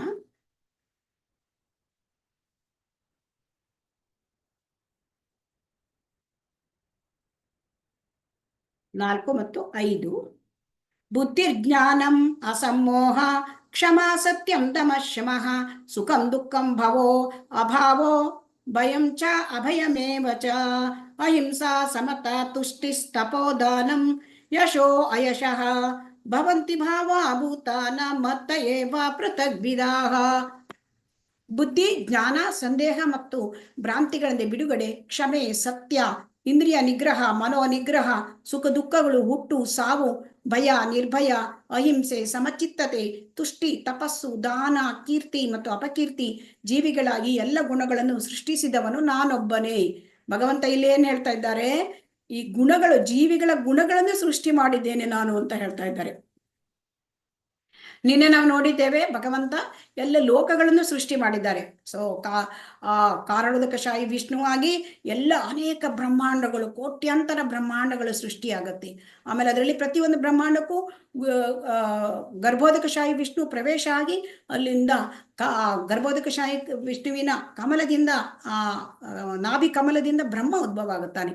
ಸೊ ಬ್ರಹ್ಮ ಎಲ್ಲ ಈ ಬೇರೆ ಎಲ್ಲ ಜೀವಿಗಳನ್ನೆಲ್ಲ ಸೃಷ್ಟಿಸ್ತಾನೆ ಅಂತ ನೋಡಿದ್ದೇವೆ. ಸೊ ಈ ಸೃಷ್ಟಿ ಆದ ಮೇಲೆ ಇವನು ಭಗವಂತ ಎಲ್ಲ ಜೀವಿಗಳಿಗೆ ಗುಣಗಳನ್ನು ತುಂಬುತ್ತಾ ಇದ್ದಾರೆ. ಹಾಗಾಗಿ ನಮಗೆ ಬುದ್ಧಿ, ಜ್ಞಾನ ಇದನ್ನೆಲ್ಲ ಕೊಡೋದು ಅವರೇ. ಆಮೇಲೆ ಸತ್ಯ, ಇಂದ್ರಿಯ ನಿಗ್ರಹ ಮಾಡೋದು, ಮನೋನಿಗ್ರಹ, ನಮಗೆ ಮನಸ್ಸು ನಿಗ್ರಹ ಬರಬೇಕು, ಬರಲ್ಲ, ಇಂದ್ರಿಯ ನಿಗ್ರಹ ಬರಬೇಕು, ಭಗವಂತನ ಹತ್ರ ಬೇಡ್ಕೊಳ್ಬೇಕು. ಹೀಗೆ ಇಲ್ಲದಿದ್ರೆ ನಮ್ಗೆ ಹೇಗಾಗತ್ತೆ? ಸೊ ಅವರನ್ನ ಗುಣ ಸೃಷ್ಟಿ ಮಾಡಿದವನೇ ಭಗವಂತ. ಸೊ ಹಾಗಾಗಿ ಇದನ್ನೆಲ್ಲ ನಮಗೆ ಇಂದ್ರಿಯ ನಿಗ್ರಹ ಆಗಲ್ಲ, ಮನೋ ನಿಗ್ರಹ ಆಗಲ್ಲ ಅಂತ ನಾವು ಇದನ್ನು ಯೋಚನೆ ಮಾಡಬಾರ್ದು. ಭಗವಂತನಿಗೆ ಶರಣ ಆದ್ರೆ ಎಲ್ಲವೂ ನಿಗ್ರಹಕ್ಕೆ ಬರುತ್ತೆ. ಆಮೇಲೆ ಇಲ್ಲಿ ದ್ವಂದ್ವಗಳು ಕೂಡ, ಈ ಐಹಿಕ ಲೋಕದಲ್ಲಿ ದ್ವಂದ್ವಗಳಿವೆ. ಸುಖ ದುಃಖ, ಹುಟ್ಟು ಸಾವು, ಭಯ ನಿರ್ಭಯ, ಮತ್ತೆ ಇದು ಕೀರ್ತಿ ಅಪಕೀರ್ತಿ, ಇದೆಲ್ಲವೂ ಕೂಡ ಐಹಿಕ ಲೋಕದಲ್ಲಿ ಇರ್ತಕ್ಕಂಥ ದ್ವಂದ್ವಗಳು. ಇದನ್ನ ಸೃಷ್ಟಿ ಮಾಡಿದವನು ಭಗವಂತನೇ. ಸೊ ಹಾಗಾಗಿ ಇದೆಲ್ಲವೂ ಕೂಡ ಸೃಷ್ಟಿ ಮಾಡಿದವನು ಭಗವಂತ. ಈಗ ಇಲ್ಲಿ ನಾವು ಕೀರ್ತಿ ಅಂದ್ರೆ ಏನು ಅಂತ ತಿಳ್ಕೊಬೇಕು, ಅಪಕೀರ್ತಿ ಅಂದ್ರೆ ಏನು. ಕೀರ್ತಿ ಅಂದ್ರೆ ಇಲ್ಲಿ ಏನ್ ಹೇಳ್ತಾರೆ, ಯಾರು ಶುದ್ಧ ಭಕ್ತನಾಗ್ತಾನೆ ಅದು ಕೀರ್ತಿ, ಸಕ್ಸಸ್.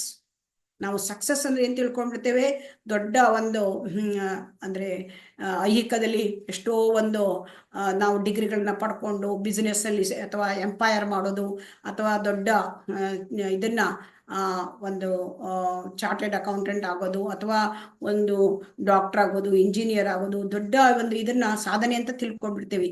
ಅದು ದೊಡ್ಡ ಕೀರ್ತಿ, ಸಕ್ಸಸ್ ಅಂತ ತಿಳ್ಕೊಳ್ತೇವೆ. ಅಲ್ಲಂತೆ ಭಕ್ತನಾಗೋದು ಕೀರ್ತಿ, ಭಕ್ತನಾಗದಿದ್ದರೆ ಅಪಕೀರ್ತಿ. ಸೊ ಅದರಿಂದ ಈ ಎಲ್ಲ ಗುಣಗಳನ್ನ ಸೃಷ್ಟಿಸಿದಾಗ ನಮಗೆ ಇಂದ್ರಿಯ ನಿಗ್ರಹ ಮಾಡಬೇಕು, ನಾವು ಮನೋನಿಗ್ರಹ, ನಮ್ಮ ಮನಸ್ಸನ್ನ ನಿಗ್ರಹ ಮಾಡಬೇಕು, ನಾವು ಜ್ಞಾನ ಪಡ್ಕೋಬೇಕು, ಒಳ್ಳೆ ಬುದ್ಧಿ ನಮಗೆ ಬರಬೇಕು, ಭಗವಂತನ ಕಡೆ ಹೋಗ್ಬೇಕು. ನಾವು ಸಕ್ಸಸ್ ಆಗ್ಬೇಕು ಅಂತಂದ್ರೆ ಆ ಭಗವಂತನಿಗೆ ಶರಣಾಗ್ಬೇಕು. ಯಾಕೆಂತಂದ್ರೆ ಭಗವಂತನ ಹೇಳಿದಾನೆ, ಈ ಗುಣಗಳನ್ನ ಸೃಷ್ಟಿ ಮಾಡಿದವ್ರು ಯಾರು, ಅವರ ಹತ್ರ ನಾವು ಶರಣಾದ್ರೆ, ಬೇಡ್ಕೊಂಡ್ರೆ, ಪ್ರಾರ್ಥನೆ ಮಾಡ್ಕೊಂಡ್ರೆ, ನಮಗಿದೆಲ್ಲ ಸರಿಯಾಗಿ ನಮಗೆ ತಿಳಿಸು ಅಂತ ಮಾಡ್ಕೊಂಡ್ರೆ ನಮಗೆ ಈ ಭಗವಂತ ನಮ್ಮನ್ನ ಸರಿಯಾಗಿ ದಾರಿಯಲ್ಲಿ ಹಾಕಬಲ್ಲರು. ಯಾಕಂದ್ರೆ ನಾವು ಅದಕ್ಕೆ ನಾವು ಶರಣಾಗ್ಬೇಕು ಅಂತಾನೆ ಇಲ್ಲಿ ನಾವು ತಿಳ್ಕೊಳ್ಬೇಕು. ಯಾಕಂದ್ರೆ ಇದು ತಿಳಿದ ಮೇಲೆ ನಮ್ಗೆ ಶರಣಾಗ್ಲಿಕ್ಕೆ ನಮ್ಗೆ ಮನಸ್ಸು ಬರುತ್ತೆ, ಯಾಕಂದ್ರೆ ನಮ್ಗೆ ಗೊತ್ತಾಗ್ಬಿಡತ್ತೆ ಭಗವಂತನೇ ಕಾರಣ ಅಂತ. ಶ್ಲೋಕ 6ಕ್ಕೆ ಹೋಗೋಣ. ಮಹರ್ಷಯ ಸಪ್ತ ಪೂರ್ವೇ ಚತ್ವಾರೋ ಮನಮಸ್ತತ ಮದ್ಭಾವ ಮಾನಸ ಜಾತ ಯೇಷಾಂ ಲೋಕ ಇಮಾಹ ಪ್ರಜಾಃ. ಸಪ್ತರ್ಷಿಗಳು ಮತ್ತು ಅವರ ಪೂರ್ವದ 4 ಮಹರ್ಷಿಗಳು ಎಲ್ಲರೂ ನನ್ನಿಂದ ಬಂದರು, ನನ್ನ ಮನಸ್ಸಿನಿಂದ ಹುಟ್ಟಿದರು. ವಿವಿಧ ಲೋಕಗಳಲ್ಲಿರುವ ಜೀವಿಗಳೆಲ್ಲ ಅವರ ಸಂತಾನದವರೇ. ಇಲ್ಲಿ ಭಗವಂತ ಏನ್ ಹೇಳ್ತಾ ಇದ್ದಾರೆ, ನಮಗೆ ನಮ್ಮ ಇಡೀ ಐಹಿಕ ಲೋಕದಲ್ಲಿ ಇರ್ತಕ್ಕಂತಹ ಎಲ್ಲ ಜೀವ ಜಂತುಗಳ ವಂಶವೃಕ್ಷವನ್ನೇ ಹೇಳ್ತಾ ಇದ್ದಾರೆ. ಇಲ್ಲಿ ನಮ್ಮ ವಂಶವೃಕ್ಷದಲ್ಲಿ ಮೂಲ ಯಾರು ಅಂತಂದ್ರೆ ನಮಗೆ ಇಲ್ಲಿ 25 ಜನ ಪ್ರಜಾಪತಿಗಳು. ಬ್ರಹ್ಮ ಅವರಿಗೆ ಸೃಷ್ಟಿಯಾದ ಮೇಲೆ ಅಲ್ಲಿ ಜೀವಿಗಳನ್ನೆಲ್ಲ ತುಂಬಬೇಕಾಯ್ತು. ಇಂತಹ ಅನೇಕ ಬ್ರಹ್ಮಾಂಡಗಳು ಸೃಷ್ಟಿಯಾಯಿತು. ಆ ಬ್ರಹ್ಮಾಂಡಗಳಲ್ಲೆಲ್ಲ ಜೀವಿಗಳನ್ನು ತುಂಬೋ ಕೆಲಸ ಬ್ರಹ್ಮನಿಗೆ ಕೊಟ್ರು. ಸೊ ಆ ಬ್ರಹ್ಮ ಏನ್ ಮಾಡ್ತಾ ಇದ್ದಾರೆ, ಸೊ ಸಪ್ತರ್ಷಿಗಳನ್ನ ಮತ್ತು 4 ಮಹರ್ಷಿಗಳು ಅವರು ಮನಸ್ಸಿನಿಂದ ಬರ್ತಾರೆ. ಸೊ ಬ್ರಹ್ಮ ಯಾರಿಂದ ಬಂದರು, ಬ್ರಹ್ಮ ಕೃಷ್ಣನಿಂದ ಬಂದರು. ಕೃಷ್ಣನ ಅಂದ್ರೆ ಗರ್ಭೋತ್ಕೃಷ ವಿಷ್ಣುವಿನ ನಾಭಿ ಕಮಲದಿಂದ ಬಂದರು.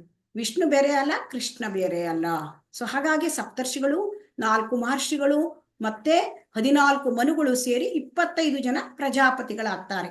ಸೊ 25 ಜನ ಪ್ರಜಾಪತಿಗಳು ಅಂದ್ರೆ ಅವರೆಲ್ಲರೂ ಕೂಡ ಈ ಒಂದು ವಿಶ್ವಗಳನ್ನ ತುಂಬಬೇಕು, ಜೀವಿಗಳನ್ನ ಸೃಷ್ಟಿ ಮಾಡ್ಲಿಕ್ಕೆ. ಸೊ ಹಾಗಾಗಿ ಯಾರಾದ್ರೂ ನೀವು 7 ಜನ ಸಪ್ತರ್ಷಿಗಳ ಹೆಸರು ಹೇಳ್ತೀರಾ? ಹರೇ ಕೃಷ್ಣ.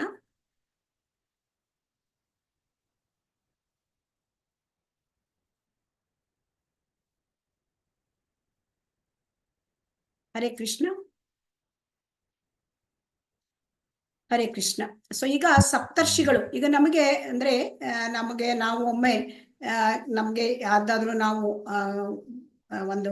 ಏನಾದ್ರೂ ಒಂದು ಹೋಮ ಹವನ ಮಾಡ್ಬೇಕು ಅಂತ ಯಾರಾದ್ರೂ ಪುರೋಹಿತರು ಹೇಳಿದಾಗ ನಿಮ್ ಗೋತ್ರ ಏನು, ನಿಮ್ಮ ಒಂದು ನಕ್ಷತ್ರ ಏನು ಅಂತ ನಮ್ಮ ಹತ್ರ ಕೇಳ್ಬಿಡ್ತಾರೆ. ಅವಾಗ ನಾನು ಕಶ್ಯಪ ಗೋತ್ರ ಅಂತ ಹೇಳ್ಬಿಡ್ತೇವೆ, ನನ್ನ ಗೋತ್ರ ಕಶ್ಯಪ ಗೋತ್ರ.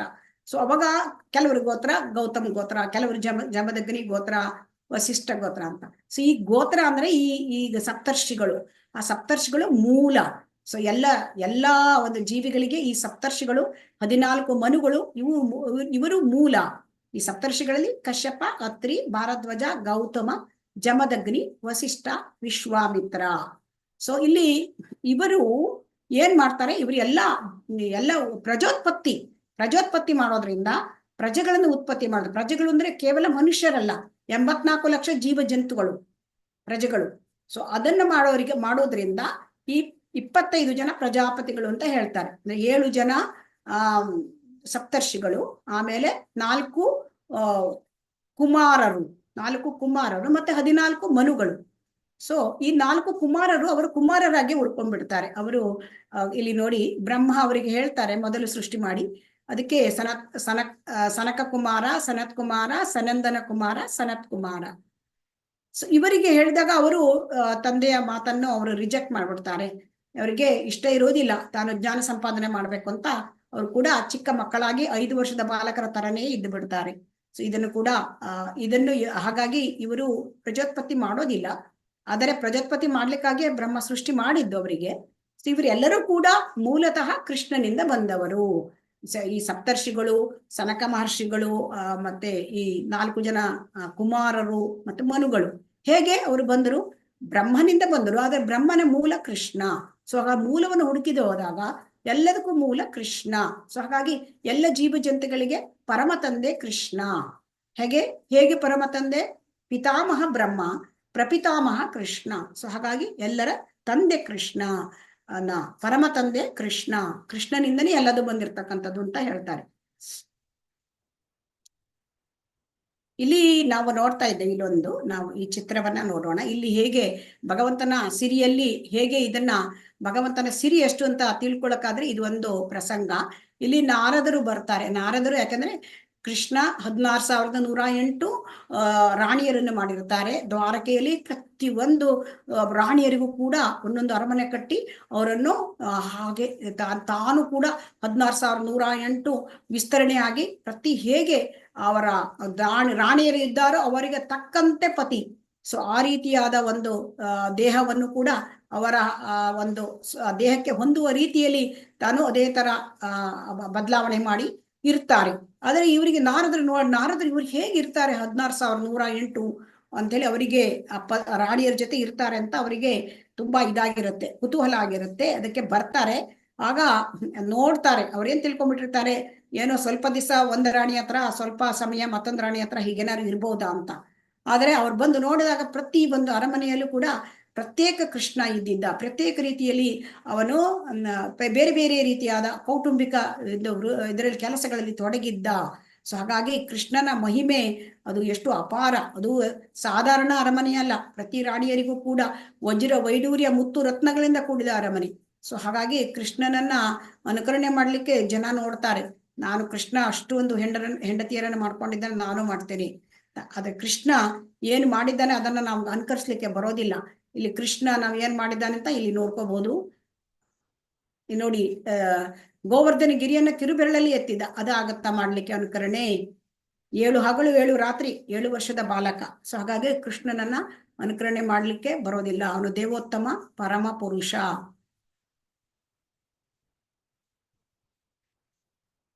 ಹಾಗೆ ಶ್ಲೋಕ 7.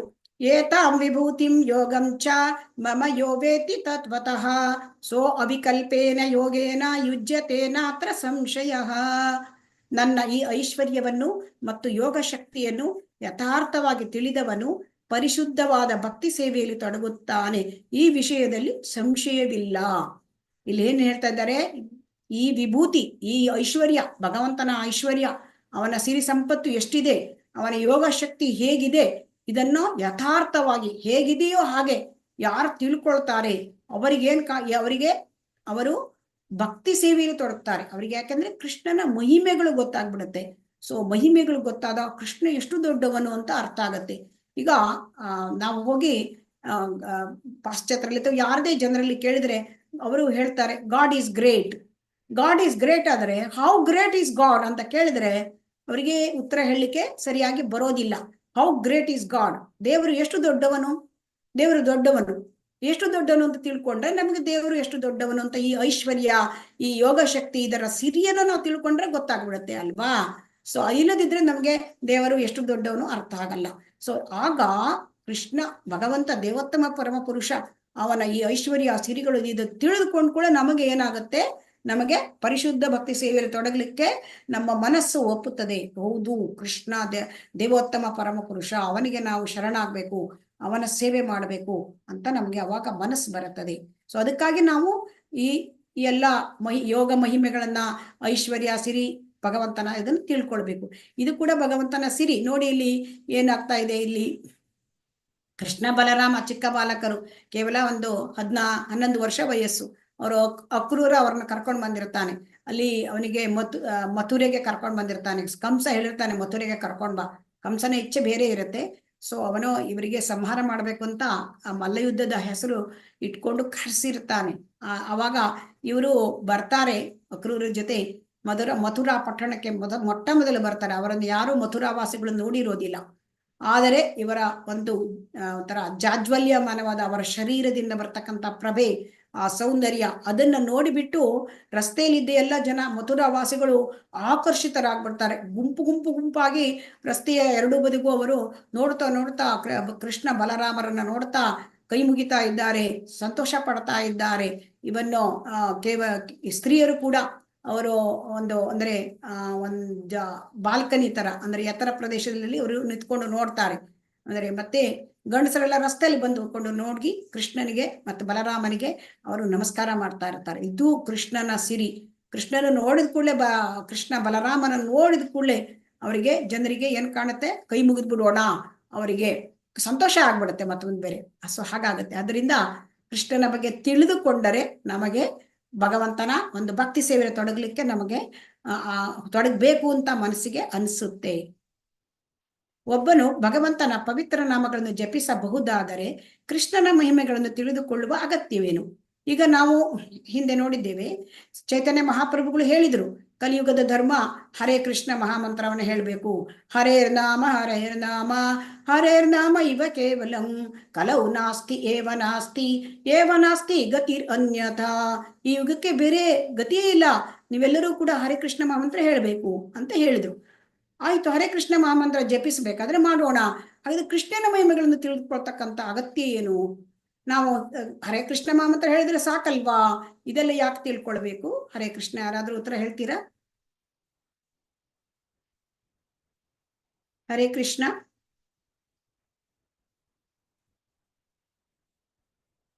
ಹರೇ ಕೃಷ್ಣ ಕೇಳಿಸ್ತಾ ಉಂಟಾ?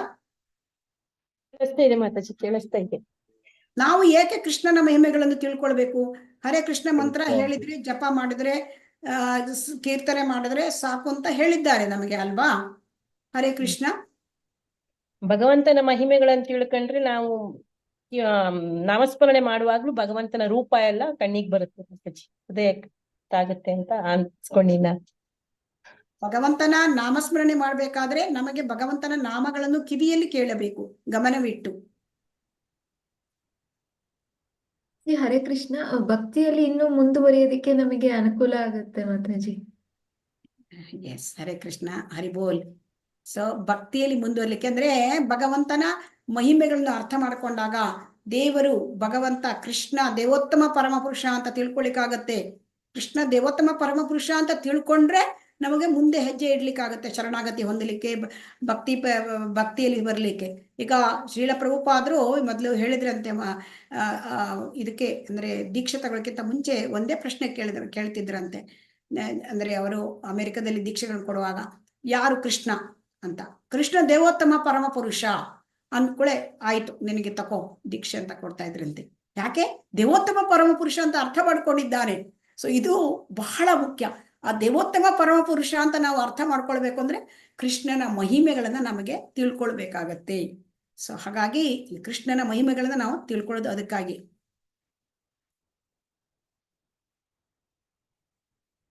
ಇದು ಈಗ ಬರ್ತಕ್ಕಂಥ ಶ್ಲೋಕಗಳು ಬಹಳ ಮುಖ್ಯವಾದ ಶ್ಲೋಕಗಳು.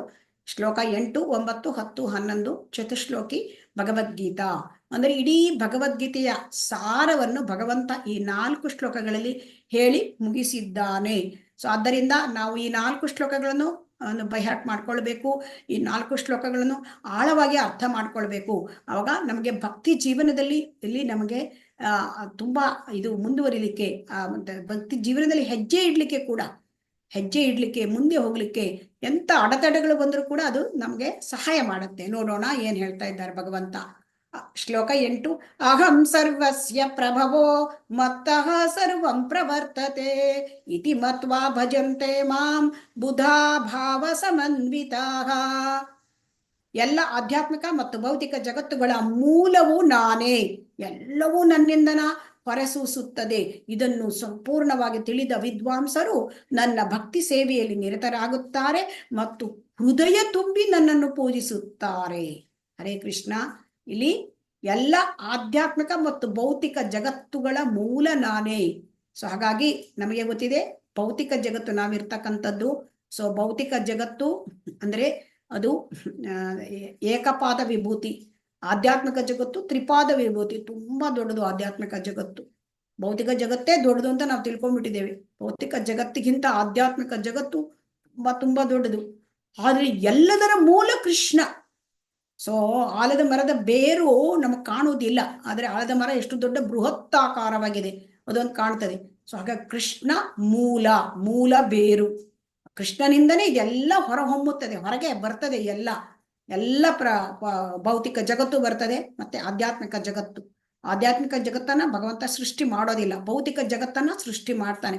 ಯಾಕೆಂದ್ರೆ ಸೃಷ್ಟಿ ಮಾಡ್ತಾನೆ, ಅದನ್ನ ಪಾಲನೆ ಮಾಡ್ತಾನೆ, ಮತ್ತೆ ಲಯ ಮಾಡ್ತಾನೆ. ಅದು ಭೌತಿಕ ಜಗತ್ತು. ಆಧ್ಯಾತ್ಮಿಕ ಜಗತ್ತು ಶಾಶ್ವತ.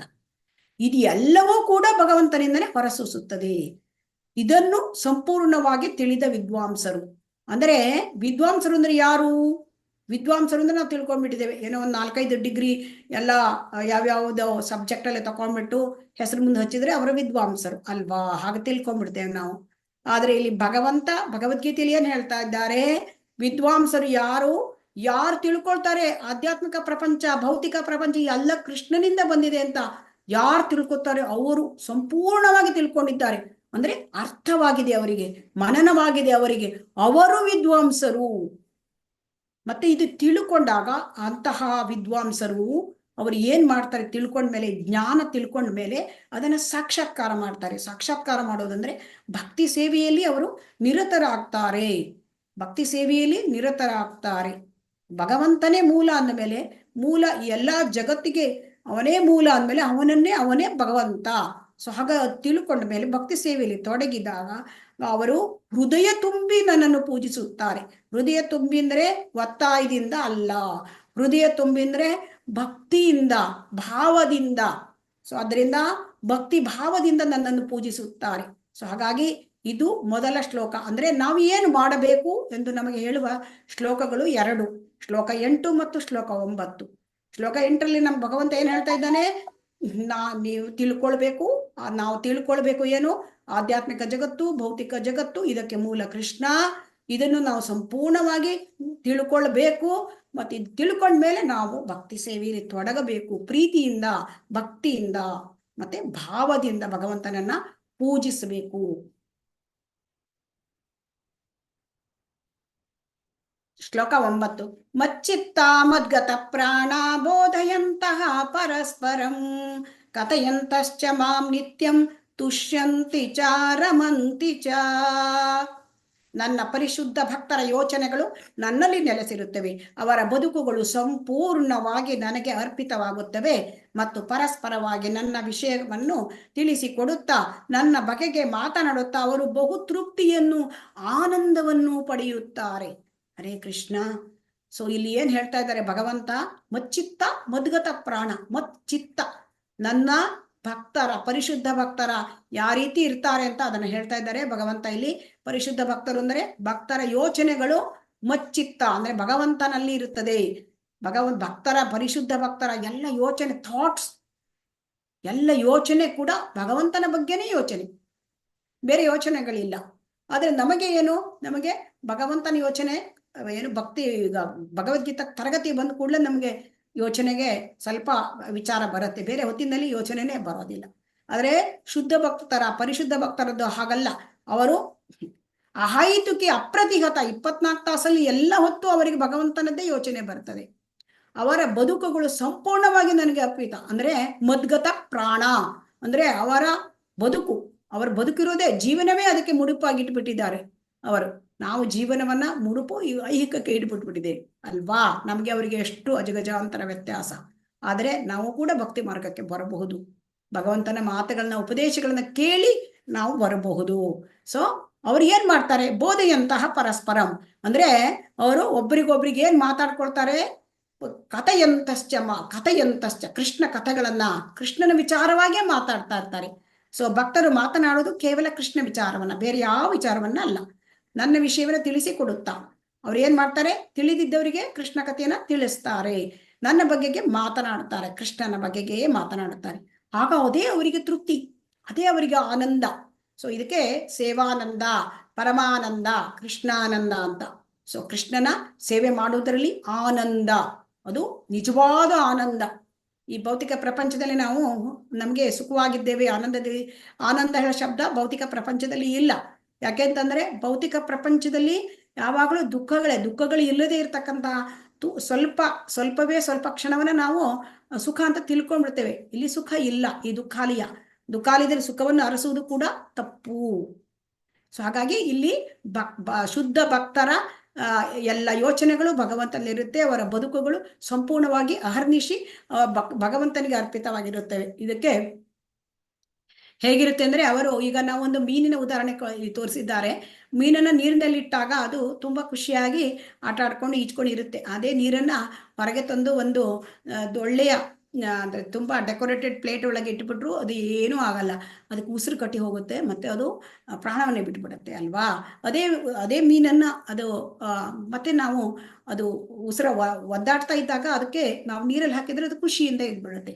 ಅದೇ ತರಹ ಭಕ್ತರು ಕೂಡ ಅಷ್ಟೇ, ಭಗವಂತನಿಲ್ಲದೆ ಅವರಿಗೆ ಇರ್ಲಿಕ್ಕೆ ಸಾಧ್ಯ ಇಲ್ಲ. ಭಗವಂತನ ಆಲೋಚನೆ ಮಾಡದೆ, ಭಗವಂತನ ಕೃಷ್ಣನ ಕೈಂಕರ್ಯಗಳನ್ನು ಮಾಡದೆ, ಅಥವಾ ಕೃಷ್ಣನ ಬಗ್ಗೆ ಮಾತಾಡದೆ, ಅಥವಾ ಕೃಷ್ಣನ ಬಗ್ಗೆ ಸಂಕೀರ್ತನೆ ಮಾಡದೆ ಇದ್ರೆ ಅವರಿಗೆ ಬದುಕು ಅವರಿಗೆ ಇರುವುದೇ ಇಲ್ಲ, ಅವರಿಗೆ ಇರ್ಲಿಕ್ಕೆ ಸಾಧ್ಯ ಇಲ್ಲ. ಸೊ ಹಾಗೆ ಅಂತ ಇಲ್ಲಿ ನಾವು ನೋಡಬಹುದು ಶ್ರೀಲ ಪ್ರಭುಪಾದರು. ಸೊ ಶ್ರೀಲ ಪ್ರಭುಪಾದರು ಇಸ್ಕಾನ್ ಸಂಸ್ಥೆಯ ಸಂಸ್ಥಾಪನಾಚಾರ್ಯರು. ಸೊ ಅವ್ರಿಗೆ ಹೋಗಿ 70ನೇ ವಯಸ್ಸಿನಲ್ಲಿ ಒಂದು ಪಾಶ್ಚಾತ್ಯ ರಾಷ್ಟ್ರಗಳಲ್ಲಿ ಹೋಗಿ ಅಲ್ಲಿ ಯಾರು ಕೃಷ್ಣ ಅಂದ್ರೆ ಏನು ಅವ್ರಿಗೆ ಗೊತ್ತಿಲ್ಲ, ಅಥವಾ ಯಾವುದೂ ಗೊತ್ತಿಲ್ಲ. ಮತ್ತು ಅವರಲ್ಲಿ ಹಿಪ್ಪಿಯ ಚಳುವಳಿ, ಅಲ್ಲಿ ಎಲ್ಲರೂ ಕೂಡ ಎಲ್ಲ 4 ನಿಯಂತ್ರಕ ತತ್ವಗಳು ಎಲ್ಲ ಮುರಿದವರೇ, ಅವರೆಲ್ಲ ರೀತಿಯ ಒಂದು ಐಹಿಕ ಭೋಗ ಭಾಗ್ಯಗಳಲ್ಲಿ ತೊಡಗಿಕೊಂಡು ಇದ್ದವರು. ಅಂತಹ ಜನರಲ್ಲಿ ಇವರು ಅಲ್ಲಿ ನೋಡಿ, ಇದು ಒಂದು ಜಗನ್ನಾಥ ರಥಯಾತ್ರೆಯಲ್ಲಿ ಹೇಗೆ ಅವರು ಕುಣಿಸ್ತಾ ಇದ್ದಾರೆ, ಸಂಕೀರ್ತನವನ್ನ ಹಾಡಿ ಅವರು ಜನರನ್ನ ಮನಸ್ಸಿನಲ್ಲಿ ಆನಂದವನ್ನು ತರ್ತಾ ಇದ್ದಾರೆ. ಅವರು ಆನಂದವಾಗಿದ್ದಾರೆ, ಮತ್ತೆ ಅವರಲ್ಲಿ ಇವರ ಆನಂದವನ್ನು ಕೂಡ ನಾವು ಕಣ್ಣಿಗೆ ಕಾಣಬಹುದು. ಎಲ್ಲ ಈ ಅಮೆರಿಕದ ಪಾಶ್ಚಿಮಾತ್ಯ ದೇಶದ ಇರ್ತಕ್ಕಂಥ ಅಮೆರಿಕದ ಜನರಿಗೂ ಕೂಡ ಅದರಿಂದ ಆಕರ್ಷಿತರಾದರು. ಶುದ್ಧ ಭಕ್ತರ ಮಹಿಮೆ ಎಲ್ಲರನ್ನೂ ಕೂಡ ಅವರು ಭಕ್ತರನ್ನಾಗಿ ಮಾಡಬಲ್ಲರು. ಹೇಗೆ ಅವರಲ್ಲಿ ಅಷ್ಟು ಕೃಷ್ಣ ಶಕ್ತಿ ಇರುತ್ತೆ. ಹಾಗಾಗಿ ಇವರನ್ನ ಕುಣಿಸ್ತಾರೆ ಅವರು. ಹೇಗೆ ಹರೇ ಕೃಷ್ಣ ಸಂಕೀರ್ತನ ಮಾಡಿ. ಸೊ ಹಾಗಾಗಿ ಶ್ರೀಲ ಪ್ರಭುಪಾದರು ನಾವು ಎಷ್ಟು ಉದಾಹರಣೆ ತಗೊಳ್ಬಹುದು ಅವರ ಜೀವನದಿಂದ. ಅವರ ಜೀವನವನ್ನೇ ಅವರು ಕೃಷ್ಣ ಪ್ರಜ್ಞೆಗಾಗಿ, ಕೃಷ್ಣ ಪ್ರಜ್ಞೆಯ ಪ್ರಸಾರಕ್ಕಾಗಿ ಹರಿನಾಮ ಸಂಕೀರ್ತನೆಯನ್ನ ಎಲ್ಲ ಕಡೆ ಹರಡಬೇಕು ಅಂತ ಶ್ರೀಲ ಪ್ರಭುಪಾದರು ಅವರ ಚೈತನ್ಯ ಮಹಾಪ್ರಭುಗಳ ಒಂದು ಶಕ್ತಿ ಪಡ್ಕೊಂಡಿದ್ದಾರೆ. ಸೊ ಹಾಗಾಗಿ ಅವರು ಎಲ್ಲ ಇಡೀ ಪ್ರಪಂಚಕ್ಕೆ ಹರಡಿದ್ದಾರೆ. ಸೊ ಇದರಲ್ಲಿ ಅವರು ನೋಡಿ ಅಹರ್ನಿಶಿ ಅವರು ಯಾವಾಗಲೂ ಅವ್ಯಕ್ತ ಕಾಲತ್ವಂ ಅಂತ ಹೇಳ್ತಾರೆ. ಅವರಲ್ಲಿ 1 ಸೆಕೆಂಡ್ ಕೂಡ ಕೃಷ್ಣನ ಯೋಚನೆ ಬಿಟ್ಟು ಬೇರೆ ಇಲ್ಲ. ಎಷ್ಟು ಎಲ್ಲಾ ದೇಶಗಳಲ್ಲಿ 108 ವಿಗ್ರಹಗಳನ್ನ, ರಾಧಾಕೃಷ್ಣರ ವಿಗ್ರಹಗಳನ್ನ ಸ್ಥಾಪನೆ ಮಾಡಿದರು.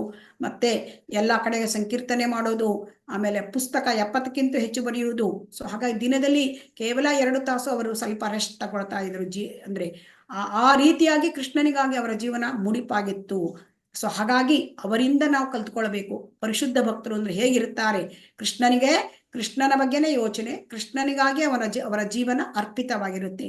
ಇದೇ ರೀತಿ ಕೂಡ 6 ಜನ ಗೋಸ್ವಾಮಿಗಳು ಕೂಡ ನಮಗೆ ಚೈತನ್ಯ ಮಹಾಪ್ರಭುಗಳ ನೇರ ಶಿಷ್ಯರು. ಅವರು ಕೂಡ ಭಗವಂತನಿಗಾಗಿ ಚೈತನ್ಯ ಮಹಾಪ್ರಭುಗಳ ಆಜ್ಞೆಯನ್ನ ಅವರು ಅನುಸರಿಸಲಿಕ್ಕಾಗಿ ಅನೇಕ ಪುಸ್ತಕಗಳನ್ನ ನಮಗೆ ಗ್ರಂಥಗಳನ್ನ ಕೊಟ್ಟಿದ್ದಾರೆ. ಭಕ್ತಿ ಸಂಬಂಧವಾದ ಗ್ರಂಥಗಳನ್ನು ಮತ್ತೆ ದೇವಾಲಯಗಳನ್ನು ಕೂಡ ಉತ್ಖನನ ಮಾಡಿ ಎಲ್ಲ ಜೀರ್ಣೋದ್ಧಾರ ಮಾಡುವುದು ಎಲ್ಲವನ್ನು ಕೂಡ ಅವರು ಮಾಡಿದ್ದಾರೆ.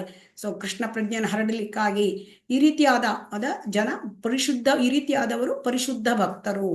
ಸೊ ಇಂತಹ ಪರಿಶುದ್ಧ ಭಕ್ತರು ಕೂಡ ನಮಗೆ ಶ್ರೀ ನಾಮನಿಷ್ಠ ಪ್ರಭುಜಿ ಅವರ ಒಂದು ಇಸ್ಕಾನ್ ಮಂಗಳೂರು ಇದರಲ್ಲಿ ಅವರು ಆಯೋಜಿಸಿರ್ತಕ್ಕಂತಹ ಆ ಒಂದು ಭಗವದ್ಗೀತೆ 18 ದಿನಗಳ ಈ 49ನೆಯ ಬ್ಯಾಚಿನಲ್ಲಿ ನಾವು ಇಲ್ಲಿ ಬಂದಿದ್ದೇವೆ. ಅದು ಕೂಡ ಅವರ ಕರುಣೆ. ಸೊ ಅದು ಕೂಡ ಅವರ ಕರುಣೆ ಅವರಿಗೆ ಹಗಲು ರಾತ್ರಿ ಕೃಷ್ಣ ಪ್ರಜ್ಞೆಯನ್ನು ಎಲ್ಲರಿಗೂ ಕೊಡುವುದು ಹೇಗೆ. ಸೊ ಇದರಿಂದ ನಮಗೆಲ್ಲರಿಗೂ ಅದರಿಂದ ತುಂಬಾ ನಾವು ಪ್ರಯೋಜನ ಪಡೆದಿದ್ದೇವೆ. ಕೃಷ್ಣ ಪ್ರಜ್ಞೆ ಅಂದ್ರೆ ಏನು ಅಂತ ನಾವು ಕಲ್ತ್ಕೊಂಡ್ವಿ. ಭಕ್ತಿಗೆ ಬರ್ಲಿಕ್ಕೆ ನಮಗೆ ಕೂಡ ಸಾಧ್ಯ ಆಯಿತು. Level 1, level 2, level 3, level 4, level 5, ಆಮೇಲೆ ಭಕ್ತಿ ಇದನ್ನು ಕೂಡ ಅವರು ಭಕ್ತಿ ಶಾಸ್ತ್ರಿ ಲೆವೆಲ್ 5 ಅಂದ್ರೆ, ಆಮೇಲೆ ಭಕ್ತಿ ವೈಭವ ಕೂಡ ಈಗ ಭಕ್ತಿ ವಿಚಾರವಾಗಿ ತಿಳ್ಕೊಳ್ಳಿಕ್ಕೆ ಎಲ್ಲ ಒಂದು ಅನುಕೂಲವನ್ನ ನಮಗೆ ಮಾಡಿಕೊಟ್ಟಿದ್ದಾರೆ. ಅತ್ಯಂತ ವೈಭವವಾದ ಆ ರಾಧಾ ಗೋವಿಂದ ದೇವಸ್ಥಾನವನ್ನು ಸ್ಥಾಪನೆ ಮಾಡಿದ್ದಾರೆ. ಮತ್ತೆ ನಮಗೆ 8 ಲಕ್ಷಕ್ಕಿಂತನೂ ಮಿಕ್ಕಿ ಆ ಎಲ್ಲ ಭಗವದ್ಗೀತೆ 18 ದಿನಗಳ ಈ ಒಂದು ಬೋಧನೆಯನ್ನ ತಲುಪಿಸಿದ್ದಾರೆ. ಎಷ್ಟು ಜನರಿಗೆ ಭಕ್ತಿಗೆ ಬರಲಿಕ್ಕೆ, ಕೃಷ್ಣನನ್ನು ಅರ್ಥ ಮಾಡ್ಕೊಳ್ಳಿಕ್ಕೆ ಅವರು ಜೀವನವನ್ನ ಸಂಪೂರ್ಣವಾಗಿ ಅರ್ಪಿತ ಮಾಡ್ಕೊಂಡಿದ್ದಾರೆ. ಅವರ ಆಲೋಚನೆಗಳು ಯಾವಾಗಲೂ ಈ ರಾಧಾ ಗೋವಿಂದರ ಸೇವೆಯನ್ನು ಹೇಗೆ ಮಾಡುವುದು, ಜನರಿಗೆ ಹೇಗೆ ಈ ಕೃಷ್ಣ ಪ್ರಜ್ಞೆಯನ್ನು ಕೊಡುವುದು, ಭಗವದ್ಗೀತೆಯನ್ನು ಹೇಗೆ ಜನರಿಗೆ ಕೊಡುವುದು, ಇದರಲ್ಲಿಯೇ ಇರುತ್ತೆ. ಹಾಗೆಯೇ ಕೂಡ ನಮ್ಮ ಶಿಕ್ಷಕರಾದ ನಮ್ಮ ಶಿಕ್ಷಾ ಗುರುವಾದ ಸಚ್ಚಿದಾನಂದ ಪ್ರಭುಗಳು, ಶ್ರೀವಾಸಾಂಗ ಪ್ರಭುಗಳು, ಇವರೆಲ್ಲರ ಆಲೋಚನೆಯು ಅದೇ ತರಹ. ಸೊ ಹಾಗಾಗಿ ನಾವು ಇವರಿಂದ ಎಲ್ಲ ಜೀವನದಲ್ಲಿ ಕಲ್ತ್ಕೊಳ್ಬೇಕು. ಹೇಗೆ ಮಚ್ಚಿತ್ತ ಮದ್ಗತ ಪ್ರಾಣ ಬೋಧೆಯಂತಹ ಪರಸ್ಪರಂ ಕಥೆಯಂತಶ್ಚ ಮಾಂ ತುಷ್ಯಂತಿ ಚ ರಮಂತಿ ಚ. ಸೊ ಇದರಿಂದ ಅವರಿಗೆ ಆನಂದ. ಸೊ ಹಾಗಾಗಿ ಸೇವಾನಂದವನ್ನ ಪಡ್ಕೊಳ್ತಾ ಇದ್ದಾರೆ. ಈಗ 10ನೇ ಶ್ಲೋಕ. ತೇಷಾಂ ಸತತ ಯುಕ್ತಾನಾಂ ಭಜತಾಂ ಪ್ರೀತಿ ಪೂರ್ವಕಂ ದದಾಮಿ ಬುದ್ಧಿ ಯೋಗಂ ತಂ ಯೇನ ಮಾಂ ಉಪಯಾಂತಿ ತೇ. ನನ್ನ ಪ್ರೀತಿಪೂರ್ವಕ ಸೇವೆಗೆ ಸದಾ ಮುಡಿಪಾಗಿರುವವರಿಗೆ ಅವರು ನನ್ನ ಬಳಿ ಬರುವುದಕ್ಕೆ ಅಗತ್ಯವಾದ ಬುದ್ಧಿಯೋಗವನ್ನು ನಾನು ಕೊಡುತ್ತೇನೆ. ಈಗ 8 ಮತ್ತು 9ನೇ ಶ್ಲೋಕಗಳಲ್ಲಿ ಭಗವಂತ ನಾವು ಏನು ಮಾಡಬೇಕು ಅಂತ ತಿಳಿಸಿದರು. ನಾವು ಭಗವಂತನ ಬಗ್ಗೆ ಜ್ಞಾನವನ್ನು ತಿಳ್ಕೊಳ್ಳೋದು, ಸಂಪೂರ್ಣವಾಗಿ ತಿಳ್ಕೊಳ್ಳೋದು, ಮತ್ತು ಭಗವಂತನಿಗೆ ಭಕ್ತಿ ಸೇವೆಗೆ ನಮ್ಮ ಜೀವನವನ್ನ ಇಡಬೇಕು. ಇದು ಆದರೆ ಕೃಷ್ಣ ಏನು ಮಾಡ್ತಾರೆ, ಭಗವಂತ ನಮ್ಗೆ ಏನ್ ಮಾಡ್ತಾರೆ 10 ಮತ್ತು 11ನೇ ಶ್ಲೋಕದಲ್ಲಿ. ಆಗ ಯಾರು ಈ ರೀತಿ ಪ್ರೀತಿಪೂರ್ವಕ ಸೇವೆಗೆ ಸದಾ ಮುಡಿಪಾಗಿರ್ತಾರೆ ಅವರಿಗೆ ಬುದ್ಧಿಯೋಗವನ್ನು ಕೊಡ್ತಾರೆ, ಅಂದ್ರೆ ಕೃಷ್ಣ ಪ್ರಜ್ಞೆಯನ್ನು ಕೊಡ್ತಾರೆ. ಕೃಷ್ಣ ನಾವು 1 ಹೆಜ್ಜೆ ಇಟ್ಟರೆ ಕೃಷ್ಣ 100 ಹೆಜ್ಜೆ ಮುಂದೆ ಬರ್ತಾರೆ. ನಾವು ಓಡಿದರೆ ಅವರು ಹಾರಿ ಬರ್ತಾರೆ. ಹೇಗೆ ಅವರಿಗೆ ತಮ್ಮ ಮಕ್ಕಳು ಬೇಗ ಬರಲಿ, ತಮ್ಮ ಆಧ್ಯಾತ್ಮಿಕ ಪ್ರಪಂಚಕ್ಕೆ, ಆ ಒಂದು ಭಗವಂತನ ಧಾಮಕ್ಕೆ ಬರಲಿ ಅಂತ ಆಶೆ. ಈ ಭೌತಿಕ ದುಃಖಾಲಯದಲ್ಲಿ ಯಾಕೆ ತೊಂದರೆಯಲ್ಲಿ ಮುಳುಗಬೇಕು, ಅಲ್ಲಿ ಬನ್ನಿ ಅಂತ ಅವರು ಕರೀತಾ ಇದ್ದಾರೆ. ಅಷ್ಟು ಅವರು ಉದ್ಯೋಗವನ್ನು ಕೊಡ್ತೇನೆ ಅಂತ ಇಲ್ಲಿ ಆಶ್ವಾಸನೆಯನ್ನ ನಮ್ಗೆ ಹೇಳಿದ್ದಾರೆ. ಸೊ ಇಲ್ಲಿ ನಾವು ನೋಡ್ತಾ ಇದ್ದೇವೆ ಧ್ರುವ ಮಹಾರಾಜ. ಸೊ ಇವರಿಗೆ ತಂದೆಯ ಒಂದು ತೊಡೆಯ ಮೇಲೆ ಕುಳಿತುಕೊಳ್ಳಿಕ್ಕೆ ಅವರ ಮಲತಾಯಿ ಬಿಡ್ಲಿಲ್ಲ, ಸುರುಚಿ. ಸೊ ತಾಯಿ ಸುನೀತಿ ಹತ್ರ ಕೇಳಿದಾಗ ಅವ್ರು ಹೇಳಿದ್ರು, ಮಗು ನೀನು ಭಗವಂತನ ಹತ್ರ ಬೇಡ. ಭಗವಂತ ಎಲ್ಲಿರ್ತಾನೆ? ಭಗವಂತ ನಿನ್ನ ಇಚ್ಛೆ ಪೂರೈಸ್ತಾನೆ. ಭಗವಂತ ಎಲ್ಲಿರ್ತಾನೆ? ಕಾಡಲ್ಲಿರ್ತಾನೆ. ಸೊ ಹೌದಾ, ಕಾಡಿಗೆ ಹೊರಟು ನೀನು ಅವ್ರಿಗೆ ಪ್ರಾರ್ಥನೆ ಮಾಡ್ಬೇಕು. ಅವ್ರು ಕಾಡಿಗೆ ಹೊರಟೋದ್ರು. ಚಿಕ್ಕ ಮಗು ನೋಡಿ, ಒಂದು ಕಾಲಲ್ಲಿ ನಿಂತುಕೊಂಡು ಹೇಗೆ ದೇವರಿಗೆ ಅವರು ಪ್ರಾರ್ಥನೆ ಮಾಡ್ತಾ ಇದ್ದಾರೆ. ದೇವರು ನಾರದರನ್ನು ಕಳಿಸಿದ್ರು ಅವರಿಗೆ. ಸೊ ಕೃಷ್ಣ ನಾರದರನ್ನು ಕಳಿಸಿದರು. ನಾರದರು ಗುರುವಾಗಿ ಬಂದರು. ಮತ್ತು ಅವರ ಆ ಒಂದು ನಿಷ್ಠೆಯನ್ನು ನೋಡಿ ಅವರು ಓಂ ನಮೋ ಭಗವತೆ ವಾಸುದೇವಾಯ ಮಂತ್ರ ಕೊಟ್ಟರು. ಅದನ್ನ ಇವರು ಸತತವಾಗಿ ಹೇಳಿ 6 ತಿಂಗಳಲ್ಲಿ ನಾರಾಯಣ ಪ್ರತ್ಯಕ್ಷವಾದ. ಸೊ ಈ ಚತುರ್ಭುಜ ನಾರಾಯಣ ಪ್ರತ್ಯಕ್ಷ ಆದಾಗ ಇವರಿಗೆ ಬಾಯಿ ಕಟ್ಟಿ ಹೋಯ್ತು. ಏನ್ ಮಾಡ್ಬೇಕು, ಸ್ತುತಿಯ ಗಂಟ್ಲೆ ಹೊರಗೆ ಬರ್ತಾ ಇಲ್ಲ. ಆಗ ಅವರು ಈ ಶಂಖವನ್ನ ಅವರ ಒಂದು ಕೆನ್ನೆಗೆ ಮುಟ್ಟಿಸಿದಾಗ ಅವರು ಸ್ತುತಿ ಮಾಡ್ತಾರೆ. ಸೊ ಇದು ಸ್ತುತಿ ಭಾಗವತದಲ್ಲಿ ಬರುತ್ತದೆ, ಧ್ರುವ ಸ್ತುತಿ. ಆಮೇಲೆ ಧ್ರುವನಿಗೆ ಅವರು ಆಶೀರ್ವಾದ ಮಾಡ್ತಾರೆ, ಮತ್ತು ಅವ್ರು ಕೇಳ್ತಾರೆ ಏನ್ ಬೇಕಾದ್ರೂ ಕೇಳು. ಅದಕ್ಕೆ ಅವರು ನಾನು ವರಂ ನಯಾಚೆ ಅಂತ ಹೇಳ್ತಾರೆ. ನನಗೆ ಬೇಡ, ನನಗೆ ಯಾವ ವರವೂ ಬೇಡ. ಅಂದ್ರೆ ಏನಕ್ಕೆ ಬಂದಿದ್ರು ಅವರು? ತನ್ನ ತಂದೆಗಿಂತ, ತನ್ನ ಅಜ್ಜನಿಗಿಂತ, ತನ್ನ ಮುತ್ತಜ್ಜನಿಗಿಂತ ಹೆಚ್ಚಿನ ದೊಡ್ಡ ರಾಜ್ಯ ಬೇಕು ಅಂತ ಬಂದಿದ್ರು. ಆದರೆ ಅವ್ರು ಹೇಳ್ತಾರೆ ವರಂ ನಯಾಚೆ, ನನಗೇನು ವರ ಬೇಡ. ನಿನ್ನನ್ನು ನೋಡಿದ ಮೇಲೆ ನನಗೇನಾಯ್ತು, ನಾನು ಒಂದು ಗಾಜಿನ ಚೂರಿಗೆ ಬಂದಿದ್ದೆ, ಆದ್ರೆ ನನಗೆ ವಜ್ರ ಸಿಕ್ಬಿಡ್ತು. ಸೊ ಕೃಷ್ಣ ಪ್ರಜ್ಞೆ ಅಂದ್ರೆ ವಜ್ರ. ಸೊ ಗಾಜಿನ ತುಂಡು ಅಂದ್ರೆ ಈ ಐಹಿಕ. ಸೊ ಅದರಿಂದ ಏನು ಬೇಡ ಹೇಳ್ತಾರೆ. ಅದು ಕೂಡ ಭಗವಂತ ಅವರಿಗೆ 36,000 ವರ್ಷಗಳ ಕಾಲ ಅವರಿಗೆ ರಾಜ್ಯಭಾರ ಮಾಡ್ಲಿಕ್ಕೆ ಕೊಡ್ತಾರೆ. ಮತ್ತೆ ಅದಾದ ಮೇಲೆ ಅವರಿಗೆ ಧ್ರುವಲೋಕವನ್ನೇ ಕೊಡ್ತಾರೆ, ಶಾಶ್ವತವಾದ ಲೋಕ. ಸೊ ಹಾಗಾಗಿ ಭಗವಂತನ ಹತ್ರ ನಮ್ಗೆ ಏನ್ ಬೇಕಿದ್ರು ಕೂಡ ನಾವು ಹೋಗ್ಬೇಕು, ಏನ್ ಬೇಡ ಅಂದ್ರೂ ಕೂಡ ಹೋಗ್ಬೇಕು. ಸೊ ಅದಕ್ಕೆ ಹೇಳ್ತಾರೆ ಅಕಾಮ ಸರ್ವ ಕಾಮ ಮೋಕ್ಷ ಕಾಮ ಔದಾರ ದೀಹಿ ತೀವ್ರೇಣ ಭಕ್ತಿ ಯೋಗೇನ ಯಜೇತ ಪುರುಷಂ ಪರಂ. ಯಾವುದೇ ಇಚ್ಛೆಗಳು ಇರಲಿ, ಅಥವಾ ಸರ್ವ ಇಚ್ಛೆಗಳು ಇರಲಿ, ಅಥವಾ ಮೋಕ್ಷವೇ ಬೇಕಿರಲಿ, ಯಾವುದಿದ್ರು ಕೂಡ ಭಕ್ತಿ ಯೋಗ ಮಾಡ್ಬೇಕು, ಭಕ್ತಿ ಸೇವೆ ಮಾಡ್ಬೇಕು ಅಂತ ಇಲ್ಲಿ ಹೇಳ್ತಾ ಇದ್ದಾರೆ. ಶ್ಲೋಕ 11ರಲ್ಲಿ ಏನ್ ಹೇಳ್ತಾರೆ ನೋಡೋಣ. ತೇಷಾಮೇವಾನುಕಂಪಾರ್ಥಂ ಅಹಂ ಅಜ್ಞಾನಜಂ ತಮಃ ನಾಶಯಾಮಿ ಆತ್ಮಭಾವಸ್ಥೋ ಜ್ಞಾನದೀಪೇನ ಭಾಸ್ವತ. ಅವರಿಗೆ ವಿಶೇಷ ಅನುಕಂಪವನ್ನು ತೋರಲು ನಾನು ಅವರ ಹೃದಯಗಳಲ್ಲಿದ್ದು ಜ್ಞಾನದ ದೀಪದ ಬೆಳಕಿನಿಂದ ಅಜ್ಞಾನದ ಕತ್ತಲನ್ನು ನಾಶ ಮಾಡ್ತೇನೆ. ಭಗವಂತ ಎಂತ ಆಶ್ವಾಸನೆ ಕೊಡ್ತಾರೆ ನಮಗೆ. ಯಾರು ಈ ಒಂದು ಕೃಷ್ಣ ಪ್ರಜ್ಞೆಗೆ ಬರ್ತಾರೆ ಅವರಿಗೆ ಹೃದಯದಲ್ಲಿ ಅವನು ಜ್ಞಾನದ ದೀಪದ ಬೆಳಕನ್ನು ಕೊಡ್ತಾರೆ. ಅಂದ್ರೆ ಅಜ್ಞಾನ ಅಂದ್ರೆ ಕತ್ತಲು, ಈ ಮಾಯಾ ಅಂದ್ರೆ ಐಹಿಕ ಪ್ರಪಂಚ ಕತ್ತಲು. ಸೊ ಈ ಕತ್ತಲಿನಿಂದ ನಾವು ಬೆಳಕಿನ ಕಡೆಗೆ ಹೋಗ್ಬೇಕು. ಬೆಳಕು ಅಂದ್ರೆ ಕೃಷ್ಣ, ಸೂರ್ಯ ಕೃಷ್ಣ ಮಾಯಾಹಿ ಅಂಧಕಾರ ಜಹಾ ಕೃಷ್ಣಾಹಿ ತಾಯನಾಹಿ ಮಾಯೇರ ಅಧಿಕಾರ. ಎಲ್ಲಿ ಕೃಷ್ಣ ಇದ್ದಾನೆ ಅಲ್ಲಿ ಅಂಧಕಾರ ಇಲ್ಲ. ಈಗ ನಮಗೆ ಜ್ಞಾನ ಇಲ್ಲ, ಸೊ ಕತ್ತಲಿ ಆಗಿದೆ. ಅವಾಗ ಅವರು ಹೃದಯದಲ್ಲಿ ಬರ್ತಾರೆ, ಜ್ಞಾನದ ದೀಪವನ್ನು ಬೆಳಗಿಸುತ್ತಾರೆ. ಸೊ ಬೆಳಕು ಬಂದಾಗ ಎಲ್ಲ ಸ್ವಚ್ಛ, ಏನು ಸೂರ್ಯ ರಾತ್ರಿ ಕತ್ತಲಿದ್ದಾಗ ಏನು ಕಾಣಲ್ಲ ಅಲ್ವಾ, ಬೆಳಗಾದ ಕೂಡಲೇ ಎಲ್ಲ ಕಾಣುತ್ತೆ, ಯಾವುದು ಸರಿ ಯಾವುದು ತಪ್ಪು ಎಲ್ಲ ನಮ್ಗೆ ಗೊತ್ತಾಗುತ್ತೆ. ಸೊ ಭಗವಂತ ನಮಗೆ ಬೆಳಕನ್ನು ತೋರ್ತಾರೆ, ನಮಗೆ ಕೃಷ್ಣ ಪ್ರಜ್ಞೆಯಲ್ಲಿ ಮುಂದುವರ್ಕೊಂಡು ನಮಗೆ ಈ ಐಹಿಕ ಪ್ರಪಂಚದಿಂದ ದಾಟ್ಲಿಕ್ಕೆ ಬೇಕಾಗಿದ್ದ ಎಲ್ಲ ಜ್ಞಾನವನ್ನು ಕೊಡ್ತಾರೆ. ಸೊ ಹಾಗಾಗಿ ಇಲ್ಲಿ ಕೃಷ್ಣ 10 ಮತ್ತು 11ರಲ್ಲಿ ಹೇಗೆ ಪ್ರತಿಕ್ರಿಯಿಸುತ್ತಾರೆ, ಭಕ್ತರಿಗೆ ಹೇಗೆ ಪ್ರತಿಕ್ರಿಯಿಸುತ್ತಾರೆ ಅಂತ ಹೇಳ್ತಾ ಇದ್ದಾರೆ. ಸೊ ಹಾಗಾಗಿ ಗುರುವನ್ನು ಕೊಡ್ತಾರೆ, ಹೇಗೆ ಅವರು ಜ್ಞಾನದ ದೀಪಿಂದ ಬೆಳಕನ್ನು ಬೆಳಗುತ್ತಾರೆ, ಗುರುವನ್ನು ಕೊಡ್ತಾರೆ, ತಾವೇ ಚೈತ್ಯ ಗುರು ಆಗ್ಬಿಡ್ತಾರೆ, ಗುರುವನ್ನು ಅನುಗ್ರಹಿಸುತ್ತಾರೆ, ಹೊರಗಿನಿಂದ ನಮಗೆ ಸಂಪ್ರದಾಯದ ಗುರುವನ್ನು ಕೂಡ ಕರುಣಿಸ್ತಾರೆ ಅವರು. ಸೊ ಹಾಗಾಗಿ ನಮಗೆ ಎಲ್ಲ ಜ್ಞಾನವನ್ನು ಕೂಡ ಅವರು ನಿಧಾನವಾಗಿ ನಮ್ಮ ಮನಸ್ಸಿನಲ್ಲಿ ಅಲ್ಲಿ ಅವರು ಎಲ್ಲ ತಿಳಿಸ್ಕೊಡ್ತಾರೆ, ಹೃದಯದಿಂದ ತಿಳಿಸ್ಕೊಡ್ತಾರೆ. ಸೊ ಹಾಗಾಗಿ ನಾವು ಈ 11 ಶ್ಲೋಕಗಳ, ಈ 8, 9, 10, 11 ಶ್ಲೋಕಗಳನ್ನ ಚೆನ್ನಾಗಿ ಅರ್ಥ ಮಾಡ್ಕೊಳ್ಬೇಕು ಮತ್ತು ನಾವು ಅದನ್ನ ತಿಳ್ಕೊಳ್ಬೇಕು. ಈ ಕೃಷ್ಣನ ವೈಭವಗಳನ್ನ ಕೇಳಿದ ಮೇಲೆ ನಿಮಗೆ ಏನ್ ಅನಿಸಿತು? ಹರೇ ಕೃಷ್ಣ, ಯಾರಾದ್ರೂ ಹೇಳ್ತೀರಾ?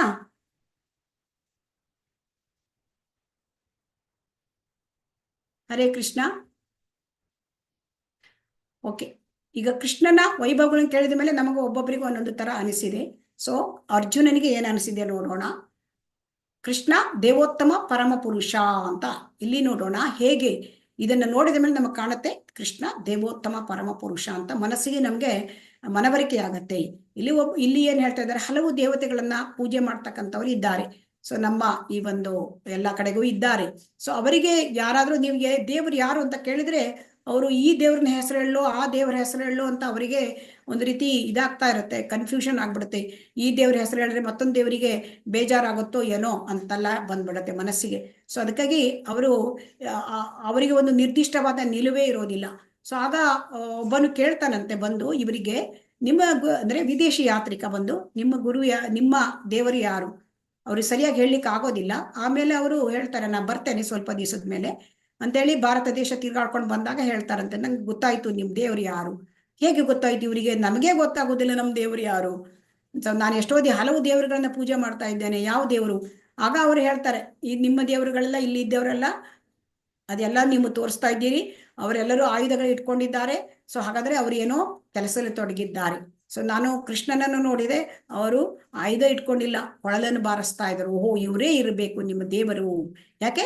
ಇವರು ಆಯುಧಗಳನ್ನ ಇಟ್ಟಿಲ್ಲ, ಇವರು ಆಯುಧಗಳನ್ನ ಇಟ್ಟವರನ್ನ ಇವರು ಏನ್ ಮಾಡ್ತಾರೆ, ಅವರಿಗೆ ಇವರು ನಿಯಂತ್ರಣ ಮಾಡ್ತಾರೆ. ಸೊ ಹಾಗಾಗಿ ದೇವತೆಗಳನ್ನು ನಿಯಂತ್ರಿಸುವವನು ದೇವೋತ್ತಮ ಪರಮ ಪುರುಷ ಶ್ರೀಕೃಷ್ಣ. ಹಾಗಾಗಿ ಭಗವಂತ ಅಂತಂದ್ರೆ ದೇವತೆಗಳಿಗೆ ಎಲ್ಲರಿಗೂ ಕೂಡ ಒಡೆಯ. ಸೊ ಅದಕ್ಕೆ ಇಲ್ಲಿ ಚಿತ್ರದಲ್ಲಿ ತೋರಿಸ್ತಾ ಇದ್ದಾರೆ, ನಾವು ಬೇರಿಗೆ ನೀರು ಹಾಕಬೇಕು, ಇಲ್ಲಿ ಕಾಂಡಕ್ಕೆ ನೀರು ಹಾಕುವುದು, ಎಲೆಗೆ ನೀರು ಹಾಕುವುದು, ಇದರಿಂದ ಪ್ರಯೋಜನ ಇಲ್ಲ. ಸೊ ಹಾಗಾಗಿ ಇಲ್ಲಿ ಅರ್ಜುನ ಏನ್ ಹೇಳ್ತಾನೆ ನೋಡೋಣ. 11 ಶ್ಲೋಕಗಳನ್ನು ಕೇಳಿದ ಮೇಲೆ, 8, 9, 10, 11 ಶ್ಲೋಕಗಳನ್ನು ಕೇಳಿದ ಮೇಲೆ, ಪರಂ ಬ್ರಹ್ಮ ಪರಂ ಧಾಮ ಪವಿತ್ರಂ ಪರಮಂ ಭವಾನ್ ಪುರುಷಂ ಶಾಶ್ವತಂ ದಿವ್ಯಂ ಆದಿದೇವಮಜಂ ವಿಭುಂ ಅಹುಸ್ತ್ವಾಂ ಋಷಯ ಸರ್ವೇ ದೇವರ್ಷಿರ್ನಾರದಸ್ತತಾ ಅಸಿತೋ ದೇವಲೋ ವ್ಯಾಸಃ ಸ್ವಯಂ ಚೈವ ಬ್ರವೀಷಿಮೇ. ಅರ್ಜುನ ಹೇಳ್ತಾನೆ, ಕೃಷ್ಣ ನೀನು ದೇವೋತ್ತಮ ಪರಮ ಪುರುಷ, ನೀನು ಪರಂಧಾಮ, ನೀನು ಪವಿತ್ರ, ನೀನು ಪರಿಪೂರ್ಣ ಸತ್ಯ, ನೀನು ನಿತ್ಯ, ನೀನು ದಿವ್ಯ, ನೀನು ಆದಿಪುರುಷ, ನಿನಗೆ ಹುಟ್ಟಿಲ್ಲ, ನೀನೇ ಅತ್ಯಂತ ಶ್ರೇಷ್ಠನು. ನಾರದ, ಅಸಿತ, ದೇವಲ ಮತ್ತು ವ್ಯಾಸರಂತಹ ಮಹರ್ಷಿಗಳು ನಿನ್ನ ವಿಷಯದಲ್ಲಿ ಸತ್ಯವನ್ನು ದೃಢಪಡಿಸಿರುತ್ತಾರೆ. ಈಗ ನೀನೇ ಇದನ್ನು ನನಗೆ ಹೇಳ್ತಾ ಇದ್ದೀಯ. ಸೊ ಇಲ್ಲಿ ಕೃಷ್ಣ ದೇವೋತ್ತಮ ಪರಮ ಪುರುಷ ಅಂತ ಸಂಪೂರ್ಣವಾಗಿ ಅರ್ಜುನನಿಗೆ ಮನವರಿಕೆಯಾಗಿದೆ. ಸೊ ಅದರಿಂದ ಅವನು ಏನ್ ಹೇಳ್ತಾ ಇದ್ದಾನೆ, ನೀನು ದಿವ್ಯ, ನೀನು ಶಾಶ್ವತ, ನೀನು ಆದಿಪುರುಷ ಅಂತ ಹೇಳ್ತಾ ಇದ್ದಾನೆ. ಹಾಗಾದ್ರೆ ಕೆಲವರು ಹೇಳ್ಬೋದು, ಇವನು 2ನೇ ಶ್ಲೋಕವನ್ನು ಯಾಕೆ ಹೇಳಿದ್ರು ಅರ್ಜುನ? ಕೆಲವರು ಹೇಳ್ಬೋದು, ಕೃಷ್ಣ ಅರ್ಜುನನಿಗೆ ಸ್ನೇಹಿತ, ಅದಕ್ಕೆ ಅವನು ಸ್ನೇಹಿತ ಅಂತ ಅವರಿಗೆ ಅಂದ್ರೆ ದೇವೋತ್ತಮ ಪರಮ ಪುರುಷ ಅಂತ ಹೇಳ್ತಾರೆ. ಅಲ್ಲ, ಅವ್ರು ಯಾಕೆ ಹೇಳ್ತಾ ಇದ್ದಾನೆ ದೇವೋತ್ತಮ ಪರಮ ಪುರುಷ? ಯಾರೆಲ್ಲ ಹೇಳಿದ್ದಾರೆ ಅಂತ ಅವರದೆಲ್ಲ ಒಂದು ಕೊಡ್ತಾ ಇದ್ದಾರೆ. ಇವರು ಸಂಪ್ರದಾಯದಿಂದ ಬಂದಿರತಕ್ಕಂಥ ಆಚಾರ್ಯರುಗಳು. ಸೊ ನಾರದ, ಅಸಿತ, ದೇವಲ, ವ್ಯಾಸ ಇವರೆಲ್ಲರೂ ಏನ್ ಹೇಳಿದ್ದಾರೆ, ಕೃಷ್ಣ ದೇವೋತ್ತಮ ಪರಮ ಪುರುಷ ಅಂತ ಹೇಳಿದ್ದಾರೆ. ಸೊ ಹಾಗಾಗಿ ಅರ್ಜುನ ಸಂಪ್ರದಾಯದ ಗುರುಗಳಿಗೆ ಅವನು ಒಂದು ಇದು ಕೊಡ್ತಾ ಇದ್ದಾನೆ, ಅಂದ್ರೆ ಸಂಪ್ರದಾಯದ ಗುರುಗಳನ್ನ ಫಾಲೋ ಮಾಡ್ತಾ ಇದ್ದಾನೆ. ಸೊ ಹಾಗಾಗಿ ಇಲ್ಲಿ ನಾವು ತಿಳ್ಕೊಳ್ಬೇಕಾಗಿದ್ದೇನು ಅಂತಂದ್ರೆ, ಅರ್ಜುನ ತಾನು ಏನು ಹೇಳ್ತಾನೆ ಅದಕ್ಕೆ ಒಂದು ಪುರಾವೆಗಳನ್ನು ಕೂಡ ಕೊಡ್ತಾ ಇದ್ದಾನೆ. ಆದ್ದರಿಂದ ಇಲ್ಲಿ ಅರ್ಜುನನಿಗೆ ಮನದಟ್ಟಾಗಿದ್ದಾನೆ, ಅರ್ಜುನ ನಮ್ಗೆ ಕೂಡ ಮನದಟ್ಟು ಮಾಡಿಸ್ಕೊಡ್ತಾ ಇದ್ದಾನೆ. ಕೃಷ್ಣ ದೇವೋತ್ತಮ ಪರಮ ಪುರುಷ ಯಾಕೆ ಅಂತ ಕೂಡ ನೀವು ಸತ್ಯವನ್ನ ತಿಳ್ಕೊಳ್ಳಿ, ಈ ಆಚಾರ್ಯಗಳು ಹೇಳಿದ್ದಾರೆ. ಸೊ ಆದುದರಿಂದ ನಾವು ನಮಗೆ ಭಗವದ್ಗೀತೆ ಅರ್ಥ ಆಗ್ಬೇಕು ಅಂದ್ರೆ ಅರ್ಜುನನನ್ನು ಹೇಳಿದ ಹಾಗೆ ನಾವು ಅವನು ಹೇಗೆ ಮನವರಿಕೆ ಮಾಡ್ಕೊಂಡ ಕೃಷ್ಣ ದೇವೋತ್ತಮ ಪರಮ ಪುರುಷ ಅಂತ, ನಾವು ಕೂಡ ಕೃಷ್ಣ ದೇವೋತ್ತಮ ಪರಮ ಪುರುಷ ಅಂತ ತಿಳ್ಕೊಂಡ್ರೆ ನಮ್ಗೆ ಭಗವದ್ಗೀತೆ ಅರ್ಥ ಆಗತ್ತೆ. ಸರ್ವಮೇತದ್ ಋತಂ ಮನ್ಯೇಯನ್ ಮಾಂ ವದಸಿ ಕೇಶವ ನಯತೆ ಭಗವನ್ ವ್ಯಕ್ತಿಂ ವಿದುರ್ದೇವಾನ ದಾನವಾಹ. ಕೃಷ್ಣ ನೀನು ಹೇಳುವುದನ್ನೆಲ್ಲ ಸತ್ಯವೆಂದು ಸಂಪೂರ್ಣವಾಗಿ ಒಪ್ಪಿಕೊಳ್ಳುತ್ತೇನೆ. ಪ್ರಭುವೇ, ದೇವತೆಗಳಾಗಲಿ ದಾನವರಾಗಲಿ ನಿನ್ನ ವ್ಯಕ್ತಿತ್ವವನ್ನು ಅರ್ಥ ಮಾಡಿಕೊಳ್ಳಲಾರರು. ಇಲ್ಲಿ ಏನ್ ಹೇಳ್ತಾ ಇದ್ದಾರೆ, ಎಲ್ಲ ಕೃಷ್ಣ ನೀನು ಹೇಳಿದ್ದನ್ನೆಲ್ಲ ನಾನು ಸಂಪೂರ್ಣವಾಗಿ ಒಪ್ಕೊಳ್ತೇನೆ ಅಂತ ಹೇಳ್ತಾ ಇದ್ದಾರೆ. ಅಂದ್ರೆ ಅರ್ಜುನ ಇಲ್ಲಿ ಕೃಷ್ಣ ಏನ್ ಹೇಳ್ತಾರೆ ಅದನ್ನು ಸಂಪೂರ್ಣ ಟೋಟಲಿ ಒಪ್ಕೊಳ್ತಾ ಇದ್ದಾರೆ. ಇದರಲ್ಲಿ ಕೆಲವೊಂದು ಒಪ್ಕೊಳ್ತೇನೆ, ಕೆಲವೊಂದು ಒಪ್ಕೊಳ್ಳಲ್ಲ ಅಂತ ಹೇಳಲ್ಲ. ಯಾಕೆ? ಅವರಿಗೆ ಅಷ್ಟು ಶ್ರದ್ಧೆ, ನಿಷ್ಠೆ. ಭಗವಂತ ಹೇಳಿದ್ದೆಲ್ಲ ಎಲ್ಲ ಸರಿ ಅಂತ ಅದರ ಮೇಲೆ ನಿಷ್ಠೆ. ಇದು ನಿಷ್ಠೆ ನಮಗೆ ಬರಬೇಕು. ಏನು ಅಂದರೆ ಇಲ್ಲಿ ಅರ್ಜುನ ನನಗೆ ಕರ್ಮಯೋಗ ಮಾತ್ರ ನಾವು ಒಪ್ಕೋತೇನೆ, ಅಥವಾ ಜ್ಞಾನ ಯೋಗ ನಮಗೆ ಬೇಡ, ಅಥವಾ ನನಗೆ ಭಕ್ತಿ ಯೋಗ ಮಾಡೋಕ್ಕಾಗಲ್ಲ, ಹೀಗೆಲ್ಲ ಹೇಳೋದಿಲ್ಲ. ನಾವೇ ತಿಳ್ಕೊಂಡ್ಬಿಡ್ತೇವೆ ಅಂದ್ರೆ ನನಗೆ ಕರ್ಮಯೋಗ ಸರಿ ಅಂತ ಅನಿಸುತ್ತೆ, ಜ್ಞಾನಯೋಗ ನನಗೇನು ಅರ್ಥನೇ ಆಗಲ್ಲ, ಭಕ್ತಿ ಯೋಗ ಮಾಡೋಕ್ಕೆ ಆಗಲ್ಲ, ಹೀಗೆಲ್ಲ ಮಾಡ್ಕೊಂಡು ನಮ್ಗೆ ಇಷ್ಟೇ ಸಾಕು ಭಗವದ್ಗೀತೆಯನ್ನು. ಹೀಗೆ ಮಾಡಿದ್ರೆ ನಮಗೆ ಅರ್ಥ ಆಗೋದಿಲ್ಲ ಭಗವಂತ. ನಾವು ಅಲ್ಲಿ ಭಗವದ್ಗೀತೆಯಲ್ಲಿ ಏನ್ ಹೇಳಿದಾರೆ ಅದೆಲ್ಲವೂ ಭಗವಂತ ಹೇಳಿದ್ದು ಅಂದ ಮೇಲೆ ಅದು ವೇದ ವಾಕ್ಯ. ಸೊ ಹಾಗಾಗಿ ತಿಳ್ಕೊಂಡು ಅದನ್ನು ಸಂಪೂರ್ಣವಾಗಿ ನಾವು ಒಪ್ಕೊಂಡ್ರೆ ಮಾತ್ರ ನಮಗೆ ಭಗವದ್ಗೀತೆ ಅರ್ಥ ಆಗುತ್ತೆ, ನಾವು ಭಕ್ತಿ ಯೋಗಕ್ಕೆ ಬರ್ಲಿಕ್ಕೆ ಸಾಧ್ಯ, ಭಕ್ತಿಯಲ್ಲಿ ಮುಂದುವರಿಲಿಕ್ಕೆ ಸಾಧ್ಯ. ಸೊ ಹಾಗಾಗಿ ಇದಕ್ಕೆ ನಾವು ಅನೇಕ ಉದಾಹರಣೆಗಳನ್ನು ಕೂಡ ನೋಡಬಹುದು. ಅಲ್ಲಿ ನಮಗೆ ಅಂದ್ರೆ ಸಂಪೂರ್ಣವಾಗಿ ನಾವು ಒಪ್ಕೊಳ್ಳದೆ ಹೋದ್ರೆ, ಯಾವುದನ್ನೇ ವಿಚಾರವನ್ನ ನಾವು ಮಾಡದೆ ಹೋದ್ರೆ ನಮಗೆ ಯಾವುದು ಕೂಡ ಸರಿಯಾಗಿ ಅರ್ಥ ಆಗೋದಿಲ್ಲ. ಶ್ಲೋಕ 15ಕ್ಕೆ ಹೋಗೋಣ. ಸ್ವಯಮೇವಾತ್ಮನಾತ್ಮಾನಂ ವೇತತ್ವಂ ಪುರುಷೋತ್ತಮ ಭೂತ ಭಾವನ ಭೂತೇಶ ದೇವದೇವ ಜಗತ್ಪತೆ. ಓ ಪುರುಷೋತ್ತಮನೇ, ಎಲ್ಲದರ ಮೂಲನೆ, ಎಲ್ಲರ ಪ್ರಭುವೇ, ದೇವದೇವನೇ, ಜಗತ್ಪತಿಯೇ, ವಾಸ್ತವವಾಗಿ ನಿನ್ನ ಅಂತರಂಗ ಶಕ್ತಿಯಿಂದ ನಿನ್ನನ್ನು ನೀನೊಬ್ಬನೇ ಅರ್ಥ ಮಾಡಿಕೊಳ್ಳಬಲ್ಲೆ. ಅಂದ್ರೆ ಇಲ್ಲಿ ಮತ್ತೆ ಮತ್ತೆ ಹೇಳ್ತಾ ಇದ್ದಾನೆ, ಪುರುಷೋತ್ತಮ ನೀನು ಎಲ್ಲದರ ಮೂಲ. ರಿಪೀಟ್ ಮಾಡ್ತಾ ಇದ್ದಾನೆ ಕೃಷ್ಣ, ಅರ್ಜುನ ಕೃಷ್ಣನ ಬಗ್ಗಾಗಿ. ಯಾಕೆ? ಅದು ಅವನಿಗೆ ಮನದಟ್ಟಾಗಿದೆ, ಅದಕ್ಕೆ ಮತ್ತೆ ಮತ್ತೆ ಹೇಳ್ತಾ ಇದ್ದಾನೆ, ನೀನು ದೇವರು, ನೀನು ಭಗವಂತ, ನೀನು ಎಲ್ಲದರ ಮೂಲ, ನೀನು ದೇವತೆಗಳು ಕೂಡ ನಿನ್ನನ್ನು ಪೂಜೆ ಮಾಡ್ತಾರೆ, ನೀನು ಈ ಜಗತ್ತಿಗೆ ನೀನು ಜಗತ್ಪತಿ ಒಡೆಯ, ನಿನ್ನನ್ನು ನಮ್ಗೆ ಯಾರಿಗೂ ಅರ್ಥ ಮಾಡ್ಕೊಳಕ್ ಆಗಲ್ಲ, ಯಾರಿಗೂ ನಿನ್ನನ್ನು ನೀನೇ ಅರ್ಥ ಮಾಡಿಕೊಳ್ಳು. ಹೇಗೆ ಅರ್ಥ ಮಾಡಿಕೊಳ್ಳಬಲ್ಲೆ? ನಿನ್ನ ಅಂತರಂಗ ಶಕ್ತಿಯಿಂದ ಅರ್ಥ ಮಾಡಿಕೊಳ್ಳಬಲ್ಲೆ ಅಂತ ಹೇಳ್ತಾ ಇದ್ದಾರೆ. ಸೊ ಹಾಗಾಗಿ ಇಲ್ಲಿ ದೇವರಿಗೆ ಅವರು ಪ್ರಾರ್ಥನೆಗಳನ್ನ ಸಲ್ಲಿಸ್ತಾ ಇದ್ದಾರೆ. ಸೊ ಅದರಿಂದ ಪ್ರಾರ್ಥನೆಗಳನ್ನ ಸಲ್ಲಿಸುವುದು ಹೇಗೆ ಅಂತ ನಾವು ತಿಳ್ಕೊಳ್ಬೇಕು ಭಗವಂತ ಅರ್ಜುನನಿಂದ. ಸೊ ಪ್ರಾರ್ಥನೆ ಸಲ್ಲಿಸಬೇಕಾದ್ರೆ ನಾವು ಭಗವಂತನನ್ನ ಕೀರ್ತಿಸಬೇಕು ಮೊದಲು. ಇಲ್ಲಿ ನೋಡಿ, ಇಲ್ಲಿ ಅರ್ಜುನ ಕೀರ್ತಿಸಿದ್ದಾರೆ, ಅಂದರೆ ಮಹಿಮೆಗಳನ್ನ ಕೀರ್ತಿಸಿದ್ದಾರೆ. ನೀನು ಪರಂಬ್ರಹ್ಮ, ನೀನು ದೇವೋತ್ತಮ ಪರಮ ಪುರುಷ, ನೀನು ಪರಂಧಾಮ, ನೀನು ಪವಿತ್ರ, ನೀನು ಪರಂಭವ, ನೀನು ನೀನು ದಿವ್ಯ, ನೀನು ಆದಿಪುರುಷ, ನೀನು ಶಾಶ್ವತ. ಹೀಗೆಲ್ಲ ಕೀರ್ತನೆ, ಭಗವಂತನ ಮಹಿಮೆಗಳನ್ನು ಕೊಂಡಾಡಬೇಕು. ಭಗವಂತ ಮಹಿಮೆಯನ್ನು ಕೊಂಡಾಡಿದ ಮೇಲೆ ಅವನು ನಮಸ್ಕಾರ ಮಾಡ್ತಾನೆ, ಎರಡನೆಯದು. ಆಮೇಲೆ ನಮಸ್ಕಾರ ಮಾಡಿದ ಮೇಲೆ ಕ್ಷಮೆಯನ್ನು ಯಾಚನೆ ಮಾಡ್ತಾನೆ. ಆಮೇಲೆ ಕ್ಷಮೆಯನ್ನು ಯಾಚನೆ ಮಾಡಿ, ನಾನು ತಿಳ್ಕೊಬಿಟ್ಟಿದ್ದೆ, ನೀನು ನನ್ನ ಸ್ನೇಹಿತ ಅಂತ ತಿಳ್ಕೊಂಡ್ಬಿಟ್ಟಿದ್ದೆ, ತಪ್ಪಾಗಿದೆ ನನ್ನದು, ಅದರಿಂದ ಅವನು ಹೇಳ್ತಾ ಇದ್ದಾನೆ ನೀನು ನನಗೆ ಕ್ಷಮೆ ಕೊಡು. ಮತ್ತೆ ಅವರು ಬೇಡ್ತಾರೆ, ಏನನ್ನು ಬೇಡ್ತಾರೆ ಅಂದ್ರೆ ನಮಗೆ ಅಂದ್ರೆ ಭಕ್ತಿಯಲ್ಲಿ ಮುಂದುವರ್ಲಿಕ್ಕೆ ನಾವು ಬೇಡಬೇಕು. ಸೊ ಅಲ್ಲಿ ಅರ್ಜುನ ಏನ್ ಹೇಳ್ತಾ ಇದ್ದಾರೆ, ನಿನ್ನನ್ನು ನೀನು ಅರ್ಥ ಮಾಡಿಕೊಳ್ಳಬಲ್ಲೆ, ನಮ್ಗೆ ಯಾರಿಗೂ ಅರ್ಥ ಮಾಡ್ತಕ್ಕಂಥ ಶಕ್ತಿ ಇಲ್ಲ ಅಂತ ಹೇಳ್ತಾ ಇದ್ದಾರೆ. ಸೊ ಹಾಗಾಗಿ ಇಲ್ಲಿಗ ನಾವು ಮುಂದುವರಿದು ಭಗವಂತನ ವೈಭವಗಳನ್ನ ತಿಳ್ಕೊಳ್ಳೋಣ, ವಿಭೂತಿಗಳನ್ನ ತಿಳ್ಕೊಳ್ಳೋಣ. ಇಲ್ಲಿ ಹೇಗಿದೆ ಭಗವಂತನ ವಿಭೂತಿಗಳನ್ನ ತಿಳ್ಕೊಳ್ಳೋದು ಹೇಗೆ ಅಂತಂದ್ರೆ, ಭಗವಂತ ನಮ್ಗೆ ತುಂಬಾ ಪ್ರೀತಿಯುಳ್ಳವನಾಗಬೇಕು, ಮತ್ತು ಪ್ರೀತಿಯುಳ್ಳ ವ್ಯಕ್ತಿ ಮತ್ತು ಚೆನ್ನಾಗಿ ನಮ್ಗೆ ಪರಿಚಯ ಇದ್ದ ವ್ಯಕ್ತಿಯನ್ನ ನಾವು ನೆನಪಿಟ್ಕೊಳ್ತೇವೆ. ಹಾಗೆ ಪ್ರೀತಿ ಉಳ್ತಕ್ಕಂಥ ವ್ಯಕ್ತಿ ನಮ್ಮ ಜೀವನದಲ್ಲಿದ್ದರೆ ಸಣ್ಣ ಮಕ್ಕಳಲ್ವಾ. ಸೊ ಸಣ್ಣ ಮಕ್ಕಳು, ನಮ್ಮ ಚಿಕ್ಕ ಮಕ್ಕಳಿದ್ರೆ ನಾವು ಅವ್ರನ್ನ ನೆನಪು ಮಾಡ್ತೇವೆ. ಅವ್ರ ಆಟದ ಸಾಮಾನು, ಮಗು ಶಾಲೆ ಹೋಗಿರುತ್ತೆ ಅಥವಾ ಒಂದು ಇದಕ್ಕೆ ಬಾಲ್ವಾಡಿಗೆ ಹೋಗಿರುತ್ತೆ, ಅಯ್ಯೋ ಆ ಮಗುವಿನ ಆಟ ನೋಡ್ಕೊಳ್ಳೋ, ನನ್ನ ಮಗು ಏನ್ ಮಾಡ್ತಾ ಇದೇನೋ ಬಾಲ್ವಾಡಿ ಒಳಗೆ, ಅದು ಒಬ್ಬಳೇ ಅಂದರೆ ಅಂದರೆ ತುಂಬ ತಾಯಿ ಬಿಟ್ಟು ತಂದೆ ಬಿಟ್ಟು ಇರೋದು ಹೇಗಿರ್ತದೆಯೋ ಇದರ ಚಿಂತೆ ಆಗತ್ತೆ ನಮಗೆ. ಆ ಒಂದು ನೋಡಿ ಮಗುವಿನ ಆ ಒಂದು ಶೂಸ್ ನೋಡಲಿ ಅಥವಾ ಬಟ್ಟೆ ನೋಡಲಿ, ಮಗುವಿನ ಚಿತ್ರವನ್ನು ನೋಡಲಿ ಕೂಡ, ಅಂದರೆ ಸ್ವಲ್ಪ ದೊಡ್ಡ ಆದಮೇಲೆ ಮಕ್ಕಳು ಚಿತ್ರ ಬರೀತಾರೆ, ಅದನ್ನು ಕೂಡ ನೋಡಿ ನೆನಪಾಗತ್ತೆ ಅಲ್ವಾ ತಾಯಿಗೆ. ಹಾಗೆ ನಮಗೆ ಕೃಷ್ಣನನ್ನು ನೋಡುವುದು, ನೆನಪು ಮಾಡ್ಕೊಳ್ಳೋದು ಹೇಗೆ ಅಂತ ಇಲ್ಲಿ ಹೇಳ್ತಾ ಇದ್ದಾರೆ. ಅದಕ್ಕೆ ಮುಂದಿನ ಅಲ್ಲಿ ನಾವು ಭಗವಂತ ಏನು ಹೇಳ್ತಾ ಇದ್ದಾರೆ, ಕೃಷ್ಣ ಅರ್ಜುನ ಏನು ಕೇಳ್ತಾ ಇದ್ದಾರೆ ನೋಡೋಣ. ವಕ್ತು ಮಹರ್ಷಿ ಅಶೇಷೇಣ ದಿವ್ಯಾ ಹಿ ಆತ್ಮವಿಭೂತಯಃ ಯಾಭಿರ್ವಿಭೂತಿಭಿರ್ ಲೋಕಾನ್ ಇಮಾಂ ಸ್ವಂ ವ್ಯಾಪ್ಯ ತಿಷ್ಟಸಿ. ಯಾವ ದೈವಿಕ ಸಂಪತ್ತುಗಳಿಂದ ನೀನು ಎಲ್ಲ ಜಗತ್ತುಗಳನ್ನು ವ್ಯಾಪಿಸಿರುವೆಯೋ ಅವನ್ನು ಕುರಿತು ನನಗೆ ವಿವರವಾಗಿ ಹೇಳು. ಇಲ್ಲಿ ಏನು ಆಮೇಲೆ ಬೇಡಿಕೊಂಡ್ರು, ಏನು ಕೇಳಿದ್ರು ಅರ್ಜುನ ಅಂದರೆ, ನೀನು ನಿನ್ನ ದೈವಿಕ ಸಂಪತ್ತುಗಳನ್ನ ನನಗೆ ತಿಳಿಸು, ನೀನು ಹೇಗೆ ಈ ಜಗತ್ತನ್ನೆಲ್ಲ ವ್ಯಾಪಿಸಿಕೊಂಡಿದ್ದೀಯಾ. ಕಥಂ ವಿದ್ಯಾಂ ಅಹಂ ಯೋಗಿಂ ಸ್ವಾಂ ಸದಾ ಪರಿಚಿಂತಯೇನ್ ಕೇಶು ಕೇಶು ಚ ಭಾವೇಶು ಚಿಂತ್ಯೋಸಿ ಭಗವನ್ಮಯ. ಈ ಶ್ಲೋಕ ತುಂಬಾ ಸುಂದರವಾಗಿದೆ. ಕೇಶು ಕೇಶು ಚ ಭಾವೇಶು ಚಿಂತ್ಯೋಸಿ ಭಗವನ್ಮಯ. ಕೃಷ್ಣ, ನಾನು ಪರಮಯೋಗಿ, ನಾನು ಹೇಗೆ ನಿನ್ನನ್ನು ಧ್ಯಾನ ಮಾಡುವುದು, ನಿನ್ನನ್ನು ಹೇಗೆ ನಾನು ಯಾವ ರೂಪದಲ್ಲಿ ನಿನ್ನನ್ನು ಸ್ಮರಿಸಲಿ ಕೃಷ್ಣ, ನನಗೆ ಹೇಳು ಅಂತ ಅರ್ಜುನ ನಮ್ಮ ಎಲ್ಲ ಬದ್ಧಾತ್ಮರನ್ನು ಅರ್ಜುನ ಬದ್ಧಾತ್ಮರನ್ನು ರೆಪ್ರೆಸೆಂಟ್ ಮಾಡ್ತಾನೆ, ಪ್ರತಿನಿಧಿಸುತ್ತಾನೆ. ಹಾಗೆ ನಮಗೆ ಕೃಷ್ಣ ಯಾವ ರೀತಿ ನಾವು ಕೃಷ್ಣನನ್ನು ಧ್ಯಾನ ಮಾಡಬೇಕು ಗೊತ್ತಿಲ್ಲ. ಅದಕ್ಕೆ ನೀನು ಏನು ಹೇಳು, ನನಗೆ ನಿನ್ನ ಸಿರಿಯನ್ನು ಮತ್ತೆ ತಿಳಿಸು. ವಿಸ್ತರೇಣಾತ್ಮನೋ ಯೋಗಂ ವಿಭೂತಿಂ ಚ ಜನಾರ್ದನ ಭೂಯಃ ಕಥಯ ತೃಪ್ತಿರ್ಹಿ ಶೃಣ್ವತೋ ನಾಸ್ತಿ ಮೇ ಅಮೃತಂ. ಜನಾರ್ದನ, ನಿನ್ನ ಸಿರಿಗಳ ಯೋಗ ಶಕ್ತಿಯನ್ನು ಮತ್ತೆ ವಿವರವಾಗಿ ವರ್ಣಿಸು. ನಿನ್ನ ವಿಷಯ ಕೇಳುವುದು ಸಾಕು ಎಂದೇ ನನಗೆ ಅನಿಸುವುದಿಲ್ಲ. ನಿನ್ನ ವಿಷಯವನ್ನು ಕೇಳಿದಷ್ಟು ನಿನ್ನ ಮಾತುಗಳ ಅದ್ಭುತವನ್ನು ಸವಿಯಬೇಕು ಎಂದು ಅನಿಸುತ್ತದೆ. ಕೃಷ್ಣ, ನೀ ಎಷ್ಟು ಹೇಳಿದ್ರು ಮತ್ತೆ ಮತ್ತೆ ಕೇಳಬೇಕು ಅಂತ ಕಾಣಿಸುತ್ತೆ. ಕೃಷ್ಣನ ಬಗ್ಗೆ ಕೇಳುವುದೇ ಹಾಗೆ ಅಮೃತದಂತೆ, ಅದು ತುಂಬಾ ಸಿಹಿ. ಅದನ್ನು ಕೇಳಿದಷ್ಟು ಕೂಡ ನಮಗೆ ಮತ್ತೆ ಮತ್ತೆ ಮತ್ತೆ ಕೇಳಬೇಕು ಅಂತ ಅನಿಸುತ್ತೆ. ನೋಡಿ, ನಾವು ಎಷ್ಟೋ ಅಂದರೆ ಸಿನಿಮಾ ಹಾಡುಗಳನ್ನು ಕೇಳಿರ್ಬೋದು ಅಥವಾ ಎಷ್ಟೋ ಕಥೆ ಕಾದಂಬರಿಗಳನ್ನ ಓದಿರ್ಬೋದು. ಆದರೆ ಅದು 2 ಸಾರಿ 3 ಸಾರಿ ಕೇಳ್ಬೋದು, ಹೇಳ್ಬೋದು, 4 ಸಾರಿ, ಆಮೇಲೆ ನಮಗೆ ಅದರಲ್ಲಿ ಬೇಸರ ಮೂಡಿಬಿಡುತ್ತೆ. ಆದರೆ ಕೃಷ್ಣನ ಕಥೆಗಳು ಹಾಗಲ್ಲ. ಆ ಭಗವದ್ಗೀತೆ, ಭಾಗವತಂ, ಶ್ರೀಮದ್ ಭಾಗವತಂ ಹಾಗಲ್ಲ.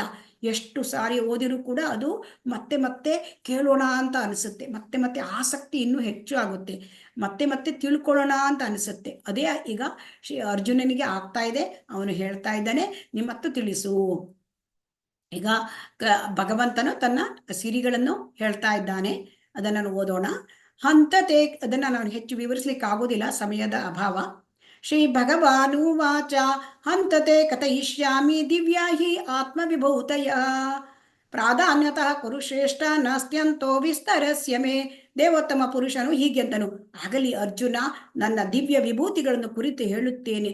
ನನ್ನ ವಿಭೂತಿಗಳಿಗೆ ಮಿತಿ ಇಲ್ಲ, ಆದುದರಿಂದ ಪ್ರಧಾನವಾದುದನ್ನು ಮಾತ್ರ ಹೇಳ್ತೇನೆ. ಅರ್ಜುನ, ತುಂಬ ಇದೆ ವಿಭೂತಿಗಳು, ಅನಂತ. ಅದರಲ್ಲಿ ನಾನು ನಿನಗೆ ಎಷ್ಟು ಮುಖ್ಯವೋ ಅಷ್ಟನ್ನೇ ಹೇಳ್ತೇನೆ. ಸ್ಥಾವರದಂಗಂ ಜಂಗಮ ದೇಕೇನ ದೇಕೆ ತಾರಮೂರ್ತಿ ಸರ್ವತ್ರ ಹಯ ನಿಜ ಇಷ್ಟ ದೇವ ಸ್ಫೂರ್ತಿ. ಚೈತನ್ಯ ಚರಿತಾಮೃತದಲ್ಲಿ ಹೀಗೆ ಹೇಳಿದ್ದಾರೆ. ಮರಗಳು, ಪರ್ವತಗಳು ಮತ್ತು ಇತರ ಜೀವಿಗಳು ಅಲ್ಲಿ ಇಲ್ಲಿ ಚಲಿಸುತ್ತಿರುವುದನ್ನು ಅವನು ನೋಡುತ್ತಿದ್ದರೂ ಅವನು ಎಲ್ಲವನ್ನೂ ಪರಮಾತ್ಮನ ಸೃಷ್ಟಿ ಎಂದೇ ನೋಡುತ್ತಾನೆ. ಎಲ್ಲಿ ಏನ್ ಬೇಕಾದ್ರೂ ಕಾಣಲಿ ಜಗತ್ತಲ್ಲಿ, ಈಗ ಐಹಿಕ ಜಗತ್ತಲ್ಲಿ, ಅದೆಲ್ಲವೂ ಕೂಡ ಕೃಷ್ಣನ ಸೃಷ್ಟಿ. ಸೊ ಹಾಗಾಗಿ ಸೃಷ್ಟಿಕರ್ತನನ್ನು ಮಾತ್ರ ನೋಡುತ್ತಾನೆ, ಸೃಷ್ಟಿಸಿದವನಲ್ಲ. ಸೃಷ್ಟಿಕರ್ತನನ್ನು ನೋಡ್ತಾನಂತೆ. ಎಲ್ಲ ನಮಗೆ ಗಿಡ ನೋಡು, ಮರ ನೋಡು, ಪರ್ವತ ನೋಡು, ಕಲ್ಲು ನೋಡು, ಯಾವುದನ್ನು ನೋಡಿದ್ರು ಅದು ಭಗವಂತನ ಸೃಷ್ಟಿ. ಅದನ್ನು ನೋಡಿದ ಕೂಡ ನಮ್ಮ ಭಗವಂತನ ನೆನಪಾಗಬೇಕು, ಕೃಷ್ಣನ ನೆನಪಾಗಬೇಕು. ಸೊ ಹಾಗಾಗಿ ಕೃಷ್ಣ ಇಲ್ಲಿ 82 ವಿಭೂತಿಗಳನ್ನ ಹೇಳಿದ್ದಾರೆ. ನೋಡೋಣ ಅದನ್ನ. ಅಹಂ ಆತ್ಮ ಗುಡಾಕೇಶ ಸರ್ವಭೂತಾಶಯ ಸ್ಥಿತಃ ಅಹಮಾದಿಶ್ಚ ಮಧ್ಯಂ ಚ ಭೂತಾನಾಮಂತ ಏವ ಚ. ಅರ್ಜುನ, ನಾನು ಎಲ್ಲ ಜೀವಿಗಳ ಹೃದಯದಲ್ಲಿ ನೆಲೆಸಿರುವ ಪರಮಾತ್ಮ, ಎಲ್ಲ ಜೀವಿಗಳ ಆದಿ, ಮಧ್ಯ ಮತ್ತು ಅಂತ್ಯವೂ ನಾನು.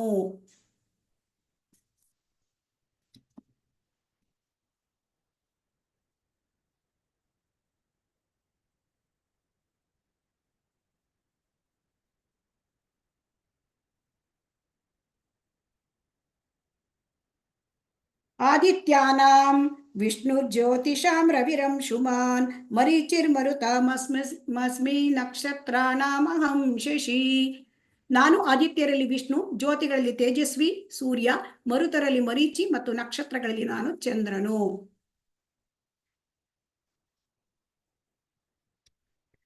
ರುದ್ರಾಣಾಂ ಶಂಕರಶ್ಚಾಸ್ಮಿ, ವಿತ್ತೇಶೋ ಯಕ್ಷರಕ್ಷಸಾಂ, ವಸೂನಾಂ ಪಾವಕಶ್ಚಾಸ್ಮಿ, ಮೇರುಃ ಶಿಖರಿಣಾಮಹಂ. ರುದ್ರರಲ್ಲಿ ನಾನು ಶಿವ, ಯಕ್ಷ ರಾಕ್ಷಸರಲ್ಲಿ ನಾನು ಕುಬೇರ, ವಸುಗಳಲ್ಲಿ ನಾನು ಅಗ್ನಿ ಮತ್ತು ಪರ್ವತಗಳಲ್ಲಿ ನಾನು ಮೇರು. ಪುರೋದಸಾಂ ಚ ಮುಖ್ಯಂ ಮಾಂ ವಿದ್ಧಿ ಪಾರ್ಥ ಬೃಹಸ್ಪತಿಂ, ಸೇನಾನೀನಾಮಹಂ ಸ್ಕಂದಃ ಸರಸಾಂ ಅಸ್ಮಿ ಸಾಗರಃ. ಅರ್ಜುನನೇ, ಪುರೋಹಿತರಲ್ಲಿ ನಾನು ಮುಖ್ಯನಾದ ಬೃಹಸ್ಪತಿ ಎಂದು ತಿಳಿದುಕೋ. ಸೇನಾಧಿಪತಿಗಳಲ್ಲಿ ನಾನು ಕಾರ್ತಿಕೇಯ ಮತ್ತು ಸರಸ್ಸುಗಳಲ್ಲಿ ನಾನು ಸಾಗರ. ಮಹರ್ಷೀಣಾಂ ಭೃಗುರಹಂ ಗಿರಾಮಸ್ಮೇಕಮಕ್ಷರಂ, ಯಜ್ಞಾನಾಂ ಜಪಯಜ್ಞೋಸ್ಮಿ ಸ್ಥಾವರಾಣಾಂ ಹಿಮಾಲಯ. ಮಹರ್ಷಿಗಳಲ್ಲಿ ನಾನು ಭೃಗು, ಕಂಪನಗಳಲ್ಲಿ ನಾನು ದಿವ್ಯ ಓಂಕಾರ, ಯಜ್ಞಗಳಲ್ಲಿ ನಾನು ಜಪಯಜ್ಞ, ಚಲಿಸಿದ ವಸ್ತುಗಳಲ್ಲಿ ನಾನು ಹಿಮಾಲಯ. ಅಂದ್ರೆ ಇಲ್ಲಿ ಜಪಯಜ್ಞ ಅಂತ ಹೇಳ್ತಾ ಇದ್ದಾರೆ. ಸೊ ಹರೇ ಕೃಷ್ಣ ಮಹಾಮಂತ್ರ ಶ್ರೀ ಭಗವಂತ ಕೃಷ್ಣ. ನಾನು ದಿವ್ಯ ಓಂಕಾರ, ಓಂಕಾರ ಹೇಳೋದು ಕೂಡ ಭಗವಂತ. ಅಶ್ವತ್ಥಃ ಸರ್ವವೃಕ್ಷಾಣಾಂ ದೇವರ್ಷೀಣಾಂ ಚ ನಾರದಃ ಗಂಧರ್ವಾಣಾಂ ಚಿತ್ರರಥಃ ಸಿದ್ಧಾನಾಂ ಕಪಿಲೋ ಮುನಿಃ. ವೃಕ್ಷಗಳಲ್ಲಿ ನಾನು ಅಶ್ವತ್ಥ, ದೇವ ಋಷಿಗಳಲ್ಲಿ ನಾನು ನಾರದ, ಗಂಧರ್ವರಲ್ಲಿ ನಾನು ಚಿತ್ರರಥ, ಸಿದ್ಧಿ ಪಡೆದವರಲ್ಲಿ ನಾನು ಕಪಿಲ ಮುನಿ. ಆಯುಧಾನಾಂ ಅಹಂ ವಜ್ರಂ, ಧೇನೂನಾಂ ಅಸ್ಮಿ ಕಾಮಧುಕ್, ಪ್ರಜನಶ್ಚಾಸ್ಮಿ ಕಂದರ್ಪಃ, ಸರ್ಪಾಣಾಂ ಅಸ್ಮಿ ವಾಸುಕಿಃ. ಆಯುಧಗಳಲ್ಲಿ ನಾನು ವಜ್ರಾಯುಧ, ಗೋವುಗಳಲ್ಲಿ ಸುರಭಿ, ಪ್ರಜೋತ್ಪತ್ತಿಗೆ ಕಾರಣರಲ್ಲಿ ನಾನು ಕಂದರ್ಪ, ಪ್ರೇಮ ದೇವತೆ, ಸರ್ಪಗಳಲ್ಲಿ ನಾನು ವಾಸುಕಿ. ಅನಂತಶ್ಚಾಸ್ಮಿ ನಾಗಾನಾಂ ವರುಣೋ ಯಾದಸಾಮಹಂ, ಪಿತॄಣಾಂ ಅರ್ಯಮಾ ಚಾಸ್ಮಿ ಯಮಃ ಸಂಯಮತಾಮಹಂ. ಬಹುಹೆಡೆಗಳ ನಾಗರಲ್ಲಿ ನಾನು ಅನಂತ, ಜಲವಾಸಿಗಳಲ್ಲಿ ನಾನು ವರುಣ ದೇವತೆ, ಪಿತೃಗಳಲ್ಲಿ ಅರ್ಯಮ ಮತ್ತು ಶಾಸನ ನಿರ್ವಹಿಸುವವರಲ್ಲಿ ನಾನು ಯಮ. ಪ್ರಹ್ಲಾದಶ್ಚಾಸ್ಮಿ ದೈತ್ಯಾನಾಂ ಕಾಲಃ ಕಲಯತಾಮಹಂ, ಮೃಗಾಣಾಂ ಚ ಮೃಗೇಂದ್ರೋಹಂ, ವೈನತೇಯಶ್ಚ ಪಕ್ಷಿಣಾಂ. ದೈತ್ಯರಲ್ಲಿ ನಾನು ಭಕ್ತ ಪ್ರಹ್ಲಾದ, ಕ್ಷಯವನ್ನು ಉಂಟು ಮಾಡುವವರಲ್ಲಿ ನಾನು ಕಾಲ, ಪ್ರಾಣಿಗಳಲ್ಲಿ ನಾನು ಸಿಂಹ ಮತ್ತು ಪಕ್ಷಿಗಳಲ್ಲಿ ಗರುಡ. ಸರ್ಗಾಣಾಂ ಆದಿರಂತಶ್ಚ ಮಧ್ಯಂ ಚೈವಾಹಂ ಅರ್ಜುನ, ಅಧ್ಯಾತ್ಮ ವಿದ್ಯಾನಾಂ ವಾದಃ ಪ್ರವದತಾಮಹಂ. ಅರ್ಜುನ, ಎಲ್ಲ ಸೃಷ್ಟಿಗಳಿಗೆ ನಾನೇ ಆದಿ, ಅಂತ್ಯ ಮತ್ತು ಮಧ್ಯ. ಎಲ್ಲಾ ವಿದ್ಯೆಗಳಲ್ಲಿ ನಾನು ಆಧ್ಯಾತ್ಮ ವಿದ್ಯೆಯು, ಎಲ್ಲಾ ತಾರ್ಕಿಕರಲ್ಲಿ ನಾನೇ ನಿರ್ಣಾಯಕ ಸತ್ಯ. ಅಕ್ಷರಾಣಾಂ ಅಕಾರೋಸ್ಮಿ ದ್ವಂದ್ವಃ ಸಾಮಾಸಿಕಸ್ಯ ಚ, ಅಹಂ ಏವಾಕ್ಷಯ ಕಾಲೋ ದಾತಾಹಂ ವಿಶ್ವತೋ ಮುಖಃ.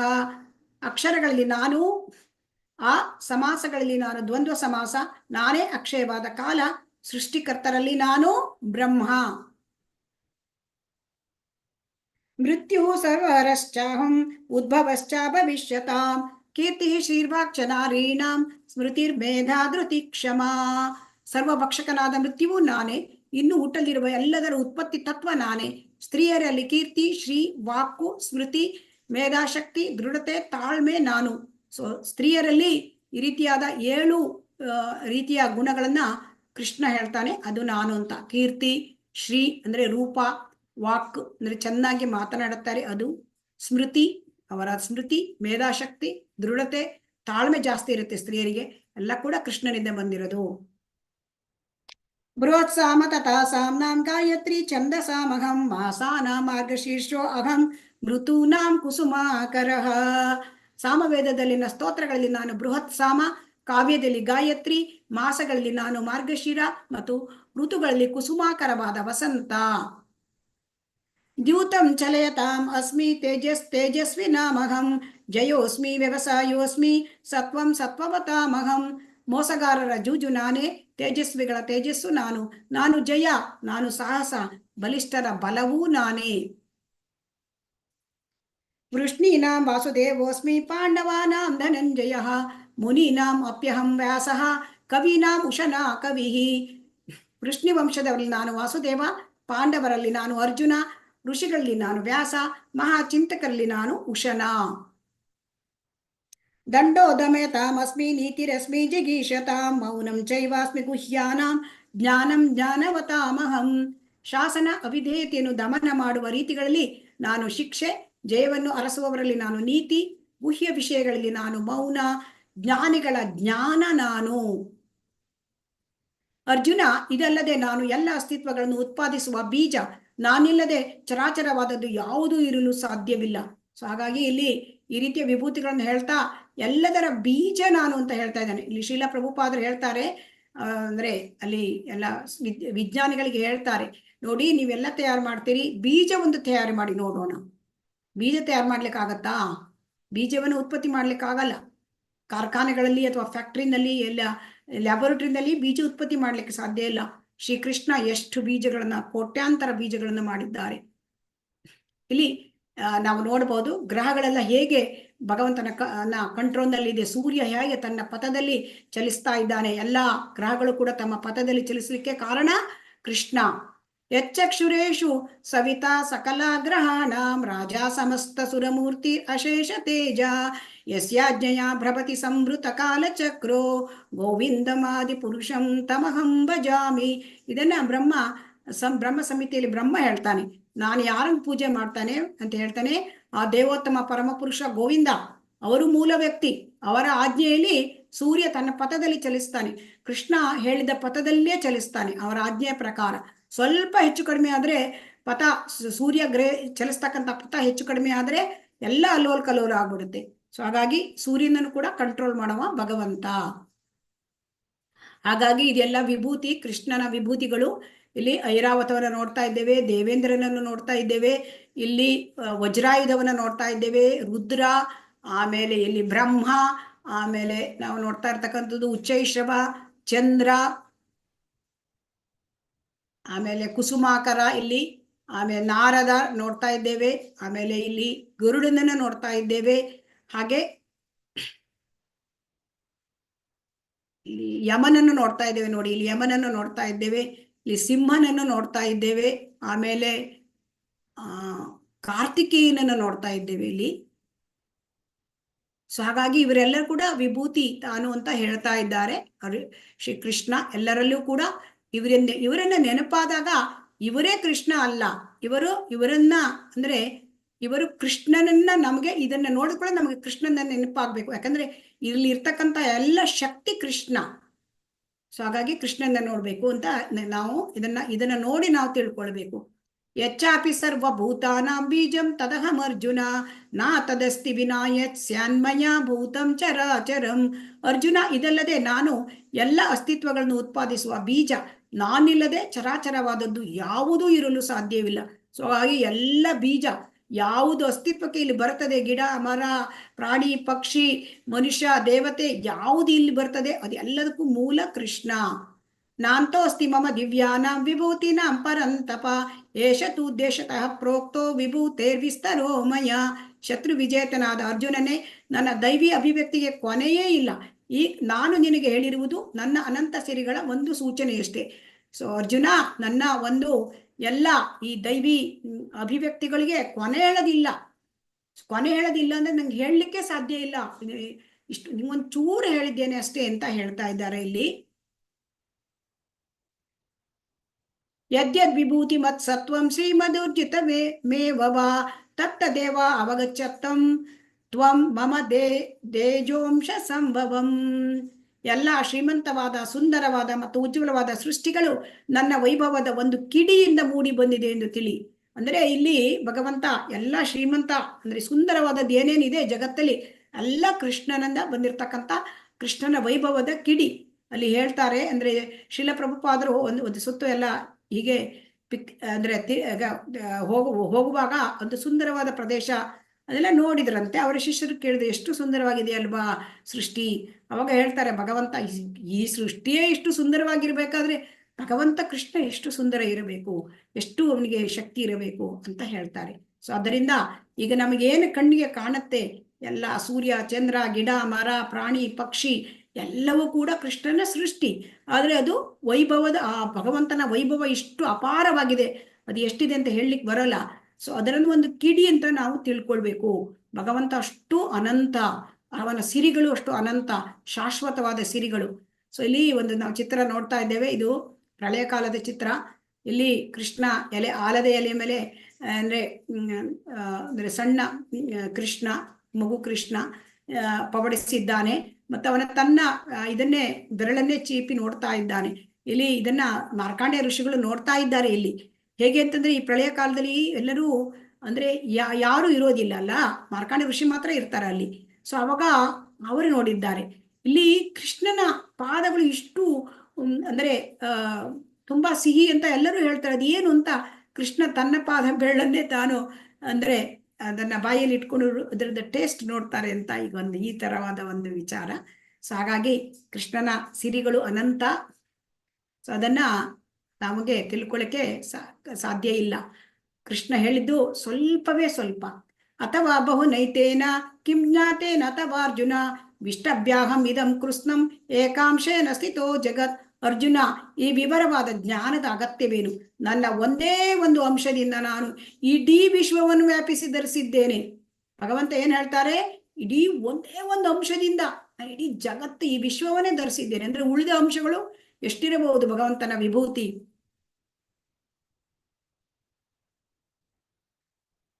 ಸೊ ಹಾಗಾಗಿ ಈ ಅಧ್ಯಾಯದಲ್ಲಿ ನಾವು ಏನ್ ತಿಳ್ಕೊಂಡ್ವಿ? ಕೃಷ್ಣನ ವಿಭೂತಿಗಳನ್ನ, ಭಗವಂತನನ್ನ ತಿಳ್ಕೊಳ್ಳಿಕ್ಕೆ ಸಾಧ್ಯವೇ ಇಲ್ಲ ನಮಗೆ. ಕೃಷ್ಣ ಅಜ್ಞಾತ. ಆದರೆ ಅವನ ಬಗ್ಗೆ ಅವನನ್ನು ತಿಳ್ಕೊಳ್ಳಿಕ್ಕೆ ದೇವತೆಗಳಿಗೂ ಮಹರ್ಷಿಗಳಿಗೂ ಕೂಡ ಸಾಧ್ಯ ಇಲ್ಲ. ಆದರೆ ಭಗವಂತನೇ ಎಲ್ಲವುದನ್ನು ನಮಗೆ ತಿಳಿಸಿಕೊಟ್ಟಾಗ ನಾವು ತಿಳ್ಕೊಳ್ಬಹುದು. ಮತ್ತೆ ಶ್ಲೋಕ 8, 9, 10, 11 ಭಗವದ್ಗೀತೆಯ ಸಾರ. ಇದನ್ನ ನಾವು ತಿಳ್ಕೊಳ್ಬೇಕು. ನಾವು ಏನು ಮಾಡ್ಬೇಕು? ಭಗವಂತನ ತಿಳ್ಕೊಳ್ಳಿಕ್ಕೆ ಮತ್ತು ಭಗವಂತನ ಭಕ್ತಿ ಸೇವೆ ಮಾಡಲಿಕ್ಕೆ ಅಂತ 8 ಮತ್ತು 9 ಶ್ಲೋಕದಲ್ಲಿ ಹೇಳಿದ್ದಾರೆ. 10, 11 ಶ್ಲೋಕದಲ್ಲಿ ಭಗವಂತ ಭಕ್ತರಿಗೆ ಹೇಗೆ ಪ್ರತಿಕ್ರಿಯಿಸುತ್ತಾನೆ, ಹೇಗೆ ಬುದ್ಧಿಯೋಗವನ್ನು ಕೊಡುತ್ತಾನೆ, ಹೇಗೆ ಜ್ಞಾನದ ಬೆಳಕನ್ನು ಕೊಡುತ್ತಾನೆ, ಎಲ್ಲವೂ ಕೂಡ ನಮಗೆ ಭಗವದ್ಗೀತೆಯ ಸಾರವನ್ನು ತಿಳಿಸಿದ್ದಾರೆ. ಮತ್ತು ಕೊನೆಗೆ ಒಂದೇ ಒಂದು ಅಂಶದಲ್ಲಿ ನಾನು ಈ ಒಂದು ಇಡೀ ಜಗತ್ತನ್ನ ಧರಿಸಿದ್ದೇನೆ ಅಂತ ಭಗವಂತ ಅರ್ಜುನನಿಗೆ ಮೂಲಕ ನಮಗೆ ತಿಳಿಸುತ್ತಿದ್ದಾರೆ. ಹರೇ ಕೃಷ್ಣ. ಎಲ್ಲರಿಗೂ ಧನ್ಯವಾದಗಳು. ಹರೇ ಕೃಷ್ಣ.